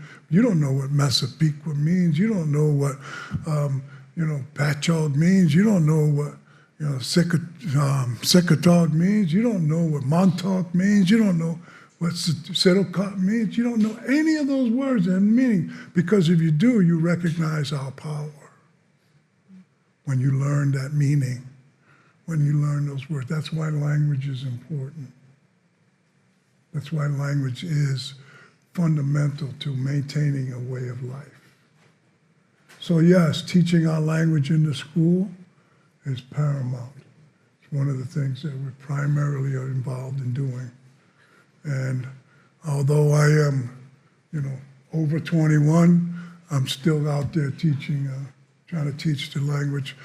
I wish someone would have taught me that when I was in high school, but I didn't have that advantage. I'm making sure that our kids do. All right? So I've given you what? Is that 6? You need any more? Or we're good? Okay, we're good. All right. So thank you for listening, and I hope you learned something from that. Thanks. And you're not finished yet, because I'm going to put you on at the end. Lance Gumps isn't here. He's the one that's somewhere out on between Southampton and here. But they're facing a number of issues, which I'm going to show you some slides on. I can't speak for them, but I can show you the slides. But I was going to ask both Helen Sells and Martin to also respond to what they think the contemporary issues, or what their biggest contemporary issue, or their 5 biggest contemporary issues on, or to go into whatever they want a little more. But with the Montaukett Indian Nation, our biggest issue right now, even though I get involved in a lot of the things that Harry was talking about, or Chief Wallace was talking about, our biggest issue is the reinstatement. Because we have been fighting that for 115 years, trying to get back our recognition that 1910 was taken away from us in a racist decision. So I spend 24 hours a day, some days, at least half the week, 24 hours a day. The other part of the week, I only spend 12 or 18 hours fighting the issue. And I talk to the governor's office at least once a week and trying to resolve this issue and make this so we can get reinstated as a state tribe and move on to get reinstated as a federal tribe also. We were federally recognized up until 1934. They were still counting us and everything, and somehow we just got dropped from the list. So that's our 2 priorities right now. And also, since we're off-reservation Indians, the Department of Education wants the tribal leadership to start thinking about what school districts our children will be going to. So I'm looking forward to spending, some hours doing that as we get into next year. But Helen, do you want to address this contemporary issues? Pass it to me. Oh, pass it to Martin. Okay. And then I'll come back. Okay. First of all, thank you, Chief Harry, for all the work that you do. A lot of things behind the scenes. Let me clarify something. Matinecock Tribal Nation is a non-reservation 501c3 at this point. Okay, we do not have any land. That was long since taken from us. And what we're trying to do is get the state to recognize us as a non-reserve organization, tribe, nation. That's my goal, okay? But it started with me looking at the television when I was about 12 years old. I think I told you all this, but I'm gonna tell you again. I walked past the TV. I said to my mother, Mom, that lady's banging a drum, and she looks like an Indian. And grandmother said, "Shut up, boy, that's your granddad." Huh? I had no clue. Okay. Once I reached my 20s, I was still had that question mark in the back of my head. Who am I? I'm not African. My people were not slaves, as far as I know, so there's nothing left but Indian. So I said, okay. That's when I was told to go see Chief Osceola Townsend, whose wife is in the back, by the way, and I was told that I didn't acknowledge the fact that he's no longer with us, but I think I did. He left, made his transition April of last year. Anyway, so he kind of took me under his wing, showed me a few things. I'd ask him questions, and he'd say to me, "Not now, not now. I'll let you know, not now." And he did that for about 30 years. Okay, but I stayed with him, went to different events. People say to me, "Well, we didn't see you, you just showed up last week or whatever." No. I've been here for over 30, almost 40 years with him. I drove him, I bodyguarded him, a lot of different things I did for him. Okay. But what I'm trying to say by all of this is that I had to, number one, respect my elders, which is something that this generation don't know nothing about, and I'm not going to get into that, but I have 5 children. Mine are all grown. All right, youngest one's 26, oldest one's 51. Okay. I'm saying that to say that I feel that the responsibility now has fallen to my children to teach my grandchildren. My youngest daughter doesn't live in New York. She lives in Maryland. She has 3 children. She wants to rent an RV to come up here next powwow season for Shinnecock. I told her, please, you are a direct descendant of me. You can't be chief, but you can be a princess.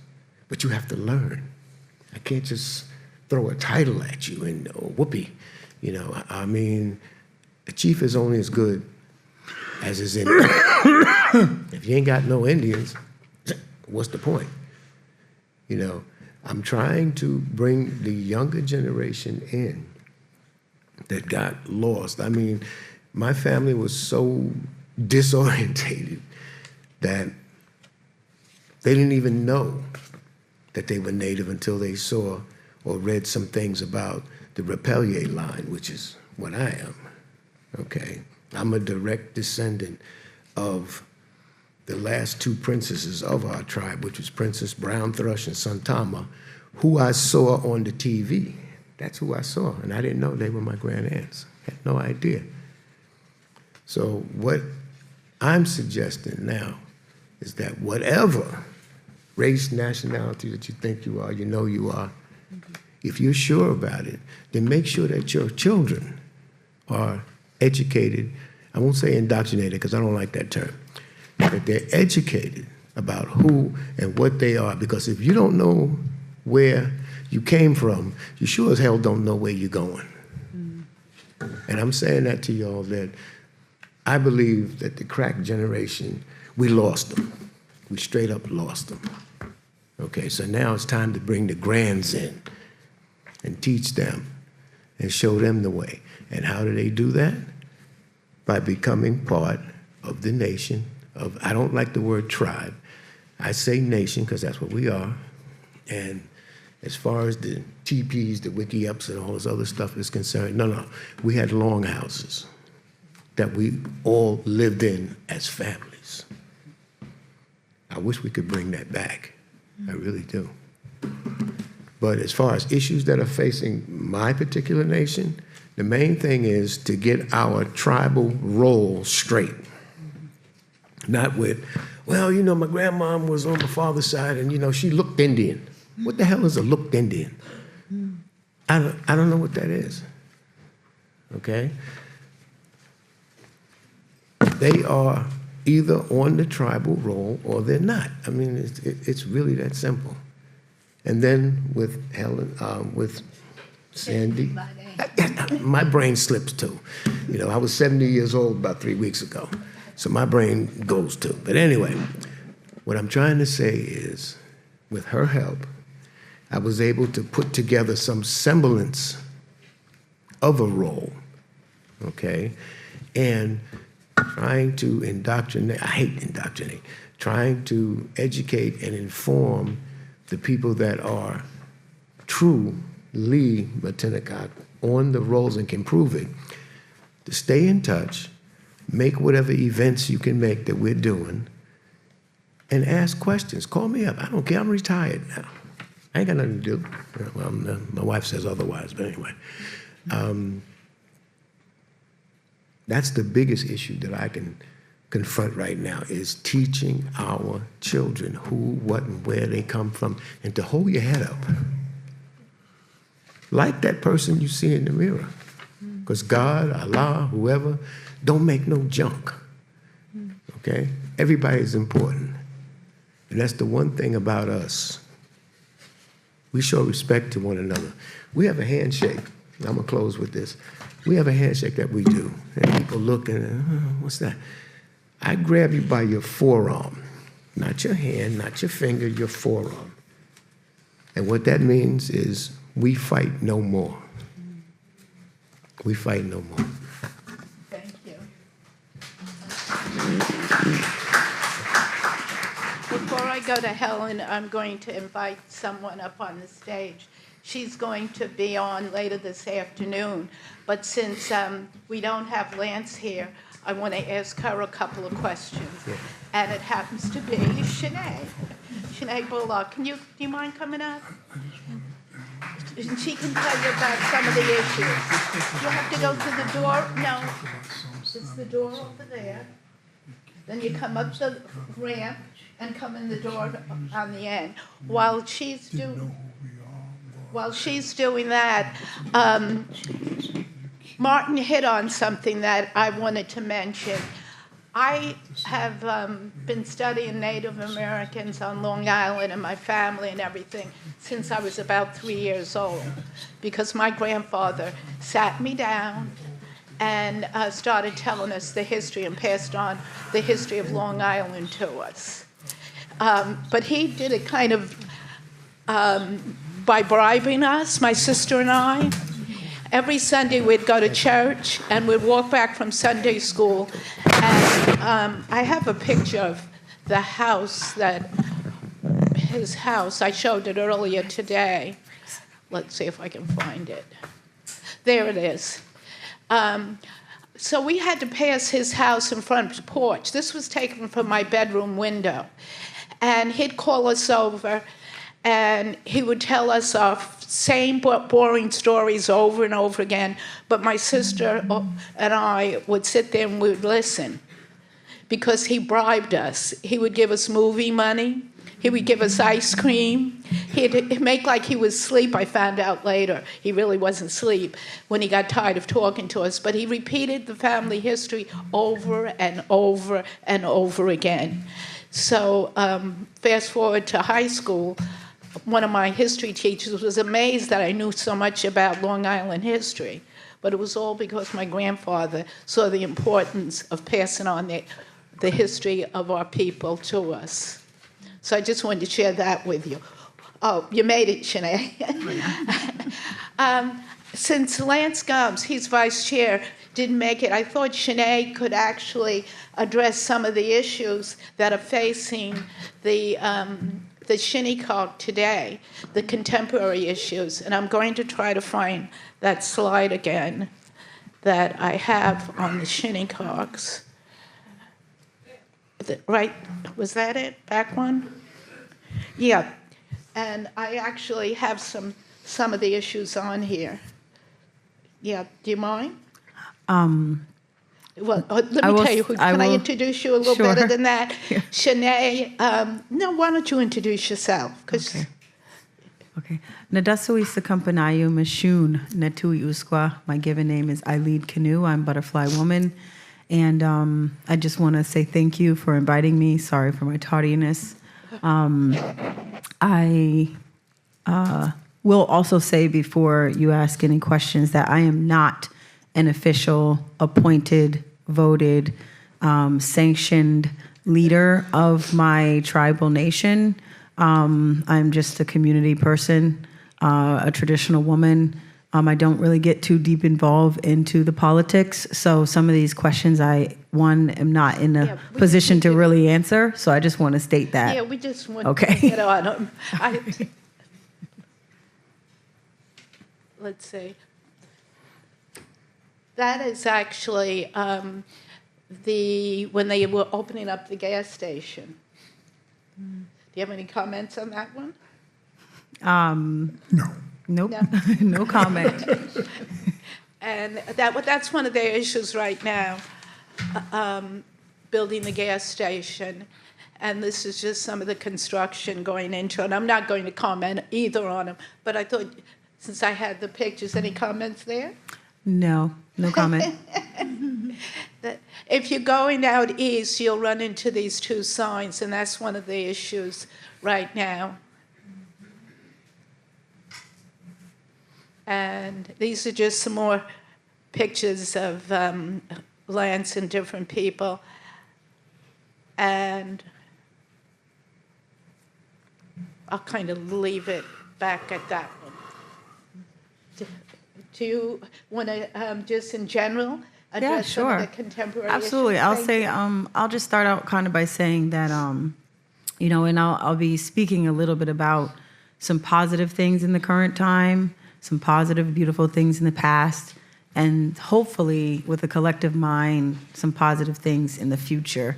That's kind of what I'll be speaking on, but I think sometimes it's very hard as Indigenous people because what people typically want to talk about are the negative things that are, in the media or on social media. I have an elder who's, she has been able to share with me that, Facebook can be dirty. It's like a dirty, sacred object. And so sometimes we see all of this propaganda, but sometimes it's just another form of paper genocide, but more of a digital genocide. And so I just have to say that, when you see a lot of these things, that doesn't always mean that that's the only issue or the only thing that's happening with a person or a community. It's really the story that's told from the people and the individuals. So to these issues that you see, the gas station, the sign and things like that, it's very important to note what are some of the other things that are happening and maybe some of the issues that you as individuals can support, whether that is just through moral support, really studying what's happening historically and to see that some of these things are just a repeat. I'm sitting up here with elders that have gone through years and years and years and years and years of propaganda before there was a social media. And so I can only imagine what we're seeing is just really a repeat, maybe at a different angle, maybe with a different enterprise, different leadership. But the people are still the same. The fight is still strong. And I think that is that's kind of what I can say to anything that you're sort of seeing on social media or in media. It's about the individuals and the people. And that's why I love who we are as Matinecock people, because we are the people of the way of the heart. So if anything, I would say take that and learn from that, and then you'd really understand what the foundation of the fight is. Thank you.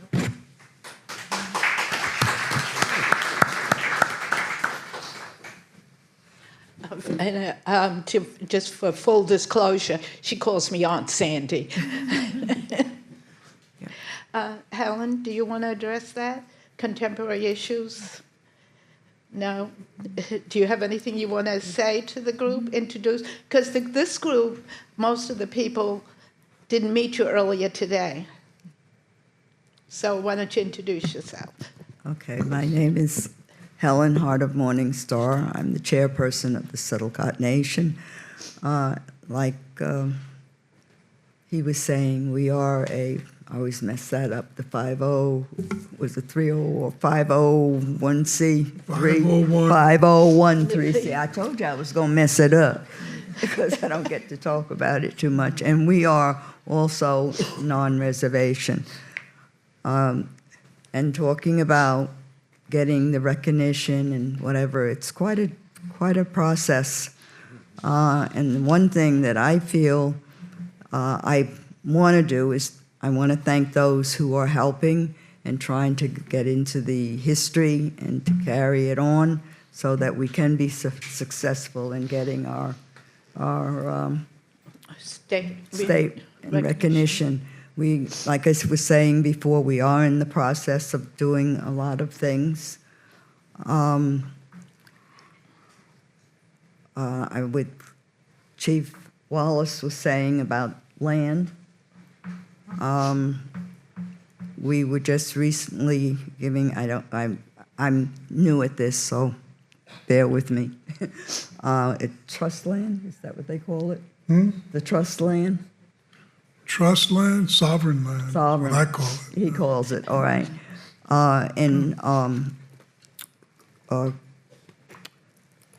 In Setalcott on Dyke Road, about a half mile from where we used to have our beach before they built all those mega mansions and blocked it so that we couldn't go there. So just recently, we planted chestnut trees and some evergreen trees, and we're trying to put some of the natural herbs there. We can't really build on it, but it's a start. We just have to keep working together as a unit and not everybody being an octopus and going this way, that way. Because sometimes it puts a wrench into it and that knocks it back a little bit further and makes us have to fight that much harder. So those are the things that I think that we are going through right now. The younger ones, they have a new way of doing things, and of course, me being the old person, I have my way of doing things, or the older people have their way, so we sort of clash.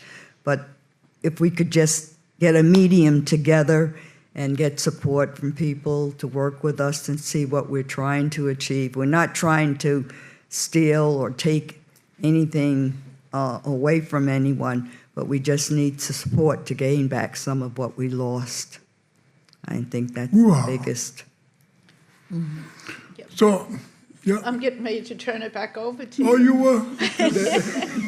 But before I turn it back over to Chief Harry Wallace to take us up to questions and answers, period, I just wanted, if you're a Native American from Long Island, please stand up. But there's a couple that didn't stand up, and we know who you are. Mandy, we know who you are. Mandy, thank you, ladies. But Mandy is the Montaukett Indian Nation. She's a member, enrolled member, and she also runs our book club that we invite all of you to join. And we read books by and about Native Americans in New England and in New York. But I'm going to turn the meeting over to Chief Wallace, as I mentioned. And since some of you were not in the first session, I'm going to run the slides from the first session as he's talking. So every now and then, look up at the slides. Right, so Helen is reticent about speaking because she's such a sweet person, and I just want to acknowledge that Helen Sells and Sandy Brewster Walker. I'm 72 years old, and they're older than I am, and they should not have to be doing this. They should be retired by now. I should be retired by now, right? So leave it to these young, beautiful people here to take care of these problems, but because we are compelled to do the things that we have to do, we have to continue in this effort. By the way, she said only the Indians from Long Island. There's another one over there, but she's from Manitoba. So I want to acknowledge her. Don't be leaving out. Goes on. Leave that. So the point being made about why, because Shanae touched on it. Sakumpanam Mishoon? Mishoon. Neonsqua? Netuyusqua. There you go. I got you. Okay. said paper genocide, but there is a definition that is used today, and it's even in the legal system. It's called definitional genocide. Write it down, remember it, because you will come across it again. And that is, what is federal recognition? What is state recognition? What is recognition under the Indian Child Welfare Act? What is recognition under the Unmarked Burial Site Protection Act? What is recognition under the Indian Arts and Crafts Protection Act, under the Religious Freedom Act? It's all about definitions. Okay. So, under the Indian Child Welfare Act, we have the right to dictate to the courts what happens to our children if they're removed from the family. Because the policy of removal, as I indicated to you before, was a policy of American genocide, right? Okay? Under the under the Unmarked Burial Site Protection Act, there are certain communities, and the Setalcott and the Montaukett are of those communities that are interested persons. When you dig up human remains or funerary objects in their Aboriginal territory, Matinecock as well. Okay, and we are a spokesperson on the committee to make sure that their wishes are protected. That's so. But if you don't have recognition, you quote unquote don't have these rights. That's what we're talking about. That's what they say you don't have, and we don't follow what they say because we demand that you treat us with the respect that we deserve. So this process of definitional genocide is a way in which you eliminate their rights to speak on behalf of their ancestors, on behalf of their children, on behalf of their home, and on behalf of their people. And I say this to you, and I don't know to what level that you really are concerned about that, but you should be, because you as educated people are going to run into this at some point in your life. Whether you believe it or not, you will run into it. And you'll run into one of us. You won't run into me for long or whatever, but you'll run into somebody like me who's going to tell you, you can't do that because of these reasons. Not without our consent. All right? And if anybody's involved in the immigration process, you know that there's a whole host of definitions of status. All right? And it's all about quote unquote status in the immigrant world. Well, they're very good at creating definitions. But we have a definition of ourselves. And that's called sovereignty. And sovereignty, look it up. It's a legal concept, it's a political concept, it's an economic concept, it's an educational concept. It means the ability to control and manage your own affairs. And in our language, it was the way in which we govern. It's called the law of nations, and the law of nature is called the dish with one spoon, wampum belt of peace. And in that dish with one spoon, wampum belt of peace, which is the law of this land, it is the law that governs Long Island, New York, and the Northern Territory, the law of this land. And what does it say? It says that if you come in peace, you have the right to share in our resources, provided you acknowledge the territorial sovereignty of the original inhabitants. And if you don't do that, you do not have the right to share. And every agreement that was ever done between our people and the colonists acknowledged that originally. Now, there's another story I want to tell you. You know, you have all these written documents of treaties and all that. Every one of those agreements, those treaties, those land transactions had wampum attached to it. Why? Because that was how we read it. The written word was there, and the wampum word was there. And what happened in history? They kept the written, separated the wampum, and discarded it. So the only interpretation that exists throughout history is the written word. But our people remember the wampum word. And that's something you need to understand. Every colonial document that exists in your records had wampum attached to it.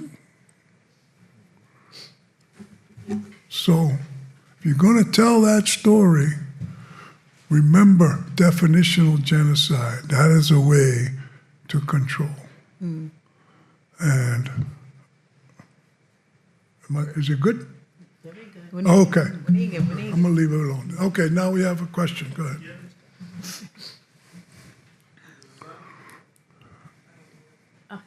Is it on?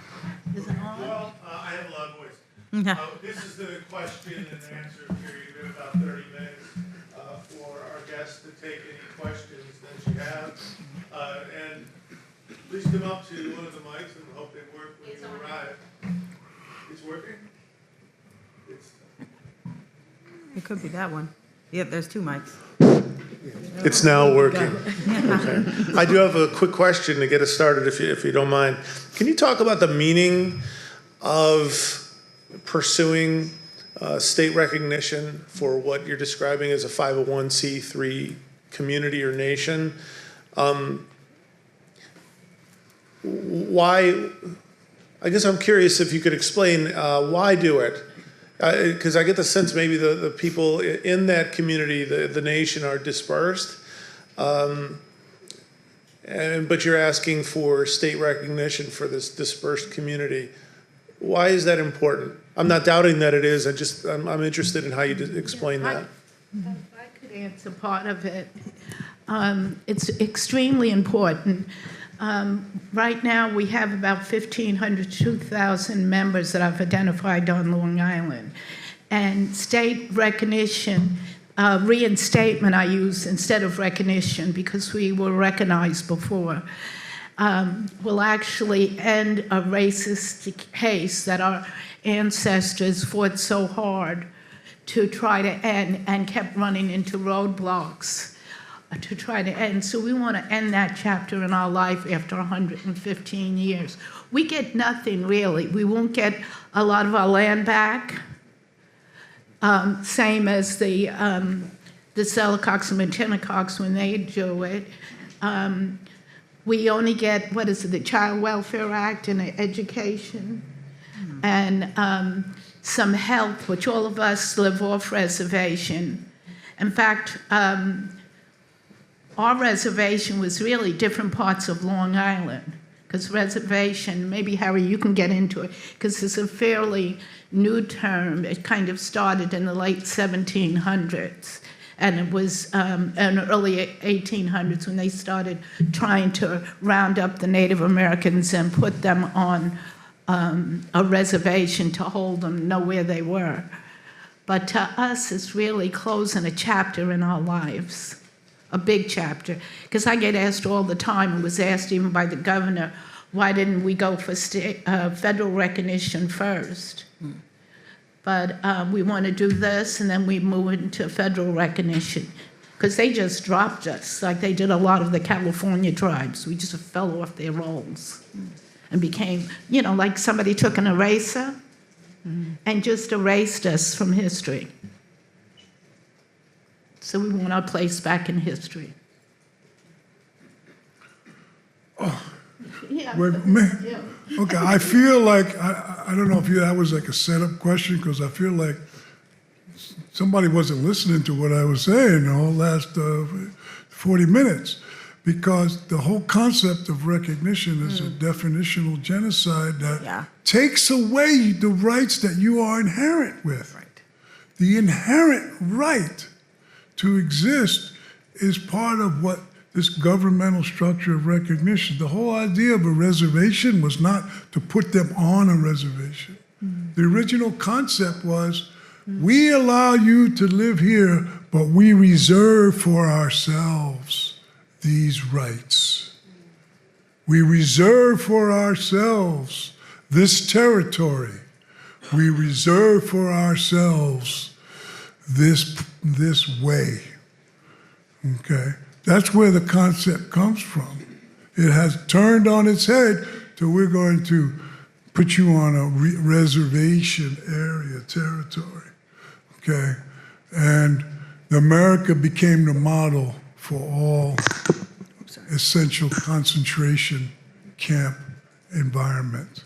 The Japanese, the European, all of that was based on the American model of putting people, you know, you didn't have to have a fence, you had boundaries already. Okay, so the rights and privileges and inherent rights of survival and life are those elements that are being asserted by Sandy, by Helen, by Martin, by Shanae, and by me, and everyone else. It is the right to live the way we choose without interference, however that way is. I wanted to quickly just kind of tack along, because when I heard that question, and just listening, there's different perspectives, that's the word, perspectives from Indigenous people on that, especially where we're at in the climate of the world today. And I think just being raised underneath, you know, my cousin Harriet Gums, Princess Chi-Chi, you know, those women that I come from that have been historians of not just Shinnecock and Montaukett, but all of Long Island and this region. I was raised under those women who were living in a time where being federally recognized wasn't really quite a thought. They were the grandchildren of those that began the Confederation of Algonquin peoples in the 20s in Warwick, Rhode Island. And they did that with the perspective that Chief Harry Wallace just explained, because they knew who they were. When I hear any Indigenous person in Long Island say, we don't have land, I realize that they might have been crippled here. Because how is that possible when this is your home? Because you have to think and be and live like that. There's so much like definitional genocide and these placements of words that are not even ours, but you're thinking through that language, you're talking through that language, and you're living by those definitions of those languages. We have to remember how to speak our language, understand our language, learn our language, live in that way. And then you begin to see the difference between you and your own relatives at any given moment when they open their mouth to think. Because you realize that they're not thinking like a Matinecock person. So when the state classifies all these different types of things and we just become beggars and talkers, and we're not making the productivity to get back to the original way, as a young person, my hands become a little frustrated and tied, because I'm sitting between the elders and the young people that are just moving really fast. So I have to kind of sit still like water for a moment to figure out, okay, at any moment, this could flood, or we could have a tsunami, but we got to have a little patience to listen to what the elders are talking about. Because if we go back to that time of the New England Algonquin Confederation in 1921, well, there it is. Nobody messed with us at that time. Not the federal government, not another tribe, but the young people, they don't even know that because they ain't sat down with the elders for real. And the elders that are currently fighting for federal recognition, state recognition, or at least to remain historically recognized, or to, they sometimes, unfortunately, may not have been able to know all of the details of how that happened because they were babies at that time. And so you have some elders that literally were handed, this is what you need to go do, go and do it. And they're still fighting that. So there is a diversity in mentality among who we are as Indigenous peoples. And Natuiusqua, my Indian name, means butterfly woman. So I guess I have the gift of kind of being everywhere and hearing and seeing that, but being very misunderstood in how I move to figure out some type of solution. And that sometimes makes you the target. By default. But if that's what it's going to take, then that's what it's going to take. But we are still here on Long Island. We still have our land. The land still holds the frequency because you have elders and people who still remember that, and the young people that have been raised from the womb to know that, and we're still in existence today. We just have to find the allies that can sit down, humble themselves, and remember the instructions that Chief Harry Wallace just explained about that treaty.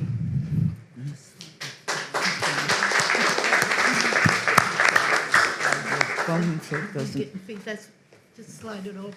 I think we're getting feedback. Oh, really? Yes, sir. I have two questions. First, I wasn't here at the very beginning this morning. I was just wondering if you could explain again the issue with the gas station. And my second question, I'm just curious as whether or not politicians, local politicians here on Long Island are sensitive to the issues that you're raising and whether any of them are helping you in any way. Well, I won't speak to the Shinnecock gas station, but I'll speak to, we have gas stations too. And the issue is that we're not subject to sales and excise tax. You cannot collect, charge, or impose a state excise tax or sales tax on our land. As a consequence, now, well, not too long ago, the difference, the disparity between off and on territory sales was very small, so there wasn't an issue. But as the tax increased on the outside, it became an issue. So whereas the difference between gas was 20 years ago or 25 years ago was like 2 cents a gallon, it's now 28 cents a gallon. And if it's 28 cents a gallon, you're going to go to that place. And so the issue then becomes a political one. Okay? Not of our doing, because we've never charged or imposed a sales tax nor an excise tax that is imposed by the state. State cannot tax our land. It's sovereign territory. Can New York tax New Jersey? No. The only thing New York do is put a toll on any New Jersey residents, but it cannot tax the citizens of New Jersey. Can New York tax Ontario? No. So, and for many, many years, people would go to Pennsylvania and get cheap gas. People go to New Jersey, get cheap gas, until they raised their excise tax, right? So on our territory, we chose not to do that. The issue with any other station is they are afraid that if you put that in a location that is high traffic, like, I don't know, let's say Sunrise Highway, the possibility of economic independence becomes all the more possible, okay? You know, they got to go all the way and squeeze their way all down Puspatuck Lane to get to ours. But if it's on the highway, ooh boy, watch out. Let me get some of that. All right, but that is the issue in terms of that. And as far as state politicians are concerned, some are sensitive to those issues. Some of them benefit from those, of course, and others are not cognizant of those because they have other agenda. And, it's like anything else. We don't discriminate between Republicans and Democrats because they're all under the same jurisdictional history. So as far as we're concerned, there's no difference. Am I speaking correctly on that? Okay, I don't want to say something. That's my opinion. All right, let me put it that way. I don't see much difference. Anyway, yes. I would love, thank you again for sharing your stories and sharing the contemporary issues, but I'd also love to hear about the positive things that are happening, to share the light and celebration. So I'd love to hear more information, or even how we can get involved in uplifting the positives. Go ahead, Harry. First thing is, unmarked burial site protection act. Get to know it, get to love it, get to understand it. There should be some flyers out there. Did we bring those flyers out? They're all on that back table. I urge you all, it's online, section 171 of the executive law. It's new, we're gonna make some changes to it. I negotiated a permit with the state DEC recently. And it's been a long time since we have complimented anything the DEC has done recently, but I said to them, the committee would like to compliment you on the changes you made to your permitting process to include the mandate to monitor any excavations that take place under your permitting process. And I said to them, I was stunned that they said, it wasn't me who did it. I said, the committee has said that this was a very excellent change in your policy, right? Your practice and procedure.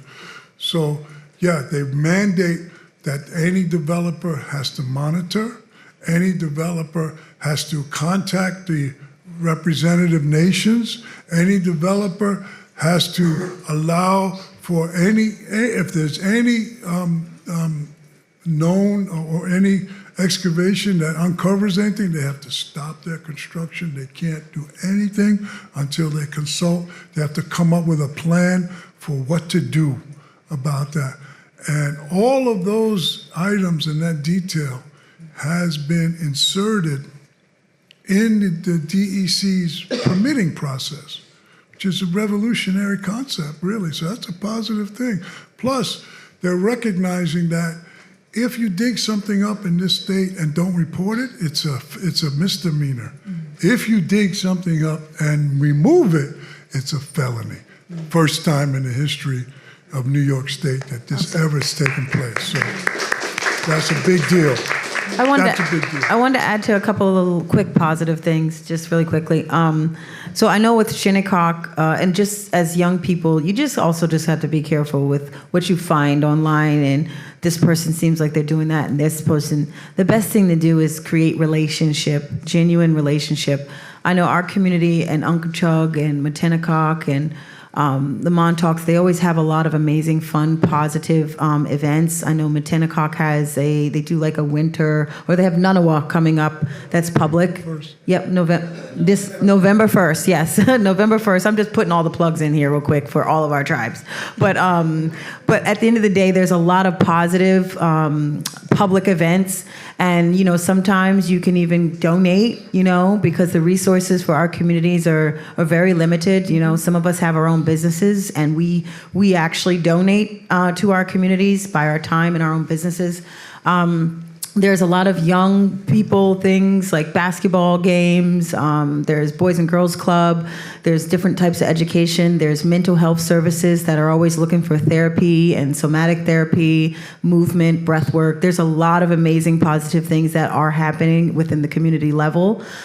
So I guess towards my presentation, I'll have a QR code that you all can kind of follow and subscribe, and I'll make sure you get plugged into the right communities members. Thank you, Thank Shania. you. I just wanted to say one thing real quick. Not to cut you off, Sandy. Now, what was I going to tell you? See, my brain goes there too. Should I go ahead then? Get it out there. No. I got it now. The movie we were trying to show you, the video, talks about the widening of Northern Boulevard. You all know where Northern Boulevard is, right? Well, I think it was the 30s when they excavated and widened Northern Boulevard. Yeah. But they dug up our ancestors in the process. And to the tune, I'm not too sure, but to the tune of 41 interned souls were lost. They don't know what they did with the bodies. But I'm just saying, this kind of stuff, the Preservation Act hopefully will stop. Yeah. And we can move on and get the respect that we deserve. Okay, before I ask for the next question, some other positive things. I think the tribal nations just working together is a very positive thing.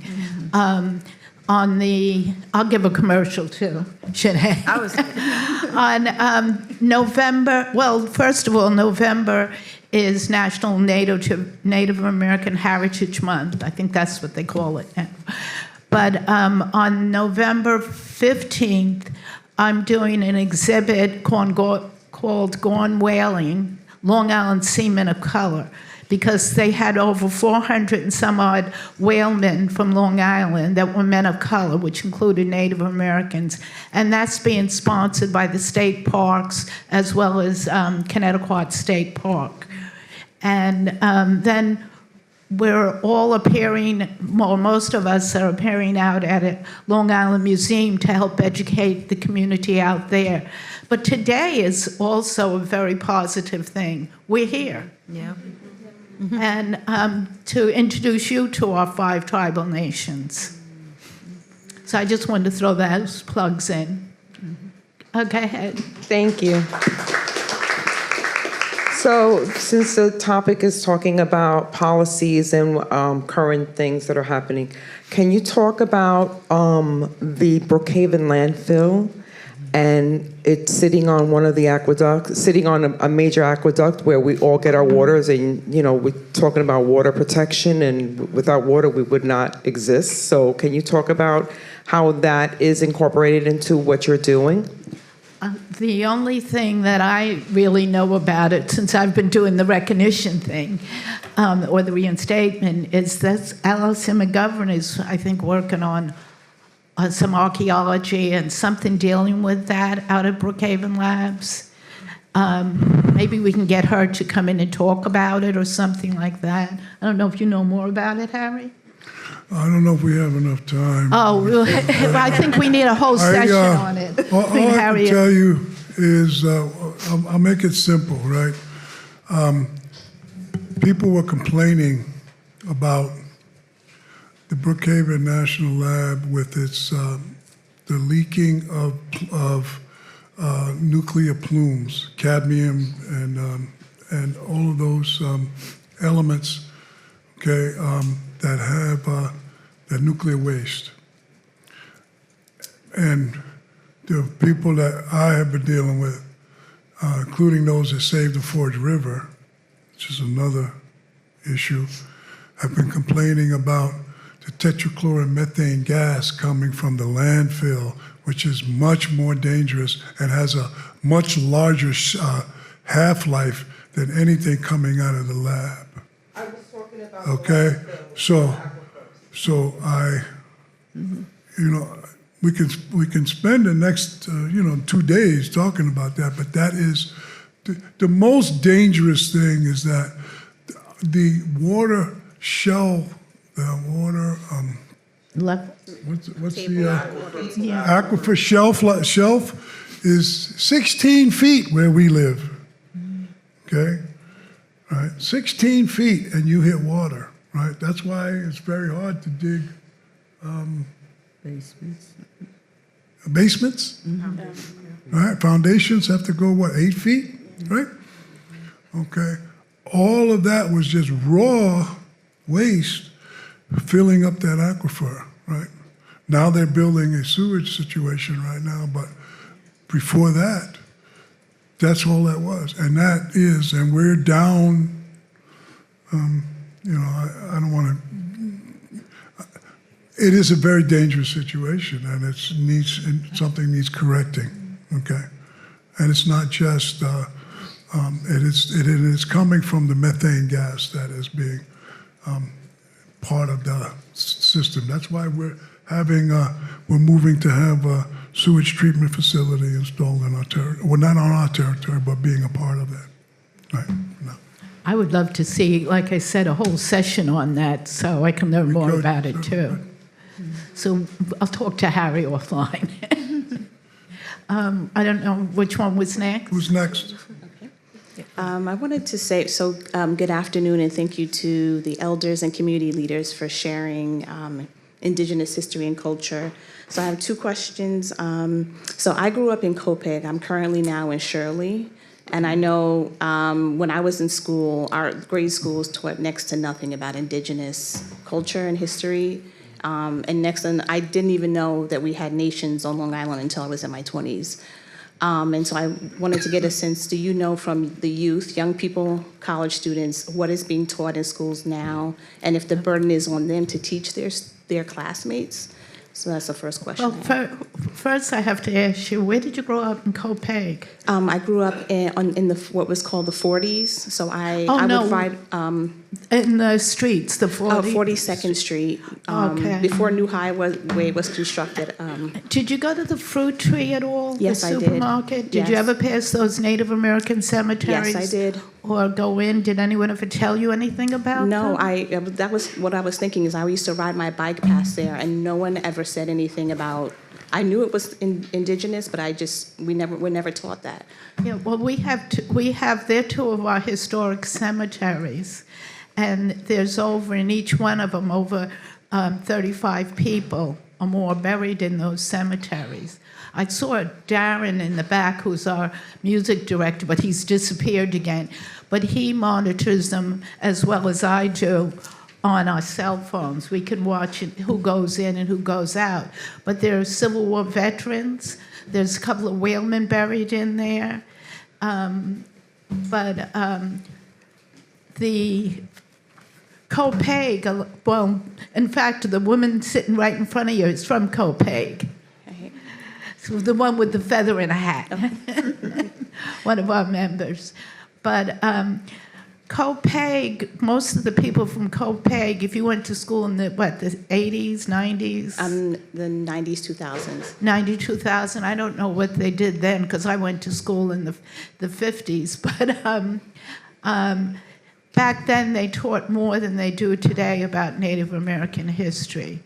And most of the people that went to Copiague would do part of their education in Amityville School District. Mm-hmm. Everyone in the school district at one time knew who the Native American families were. My teachers would mention the names, and they knew. I even checked my records after. We were even marked as Native Americans down. So you grew up around a lot of history where we should talk, and I should get you coming to our book club too, because you grew up right near the Catholic convent. They have a museum inside that talks about the Native American history of the area, because they were actually, the land was purchased from Richard Brewster by Schlater. I know that, yes. Yeah, because that's the name of the street. He bought the land for the convent. But that whole area is Native American. Well, all of Long Island is, but that was where a cluster of natives were. And most of the dancers that are going to be here this afternoon with Shanae, they all grew up in that area. and went to your schools. They ask them your question. Okay. Yeah, they went to the schools there, and their families go back to the Native American families there, and that's the so I'll introduce you when they come down. Just have one last question. Thank you so much for coming to our school. I would like to ask if you could expand a little bit on the healthcare topic. I think Chief Wallace mentioned it a little bit in the beginning, but some of our classes, like especially in the health department, are about health equity, and we talk a little bit about Native American healthcare practices. I don't mind. Okay, so you want me, the healthcare I don't mind. policies?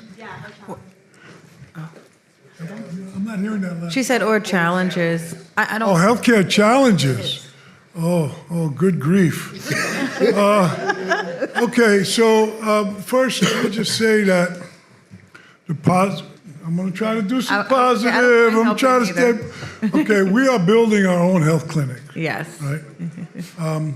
We're building that because what we want to be able to say is we want to be able to use not only contemporary medicine as part of our health, but we want to also bring into the equation our own traditional methods of health care. So having that facility there incorporates, try to incorporate all of those elements in there, right? Healthcare is, in general, the conditions of what is it called? What is the federal government? IHS? Indian Health Services? Indian Health Service, the delivery of the Indian Health Service is one of the worst forms of health care in the United States because it's underfunded and located in an isolated environment that people can't access. Mm-hmm. It used to be, which is the way we have it now, that if you have a health service, you can receive clinical care anywhere in New York, okay? And that's true, provided those health cares accept our health. Is that what it is? It's the health ID, our ID. So in terms of clinical services, it's probably pretty good. I know people who have cared about it and cared very much about it. We also receive the medication, which is paid for through our health care. And that is a major, major achievement, right? There are medicines that the average person can't afford that we have access to. So in that sense, it's great. In terms of the delivery of services, it has been improved, but it is woefully inadequate. All right, which is why if we have that on our own territory, we have the ability to manage that, and that's what we're trying to do now. Okay, and go ahead. Oh, no, because I think they have to go to class. We have students here who are with classes that will need to leave for their next class. So thank you all very much for coming. Join me in thanking our guests, please.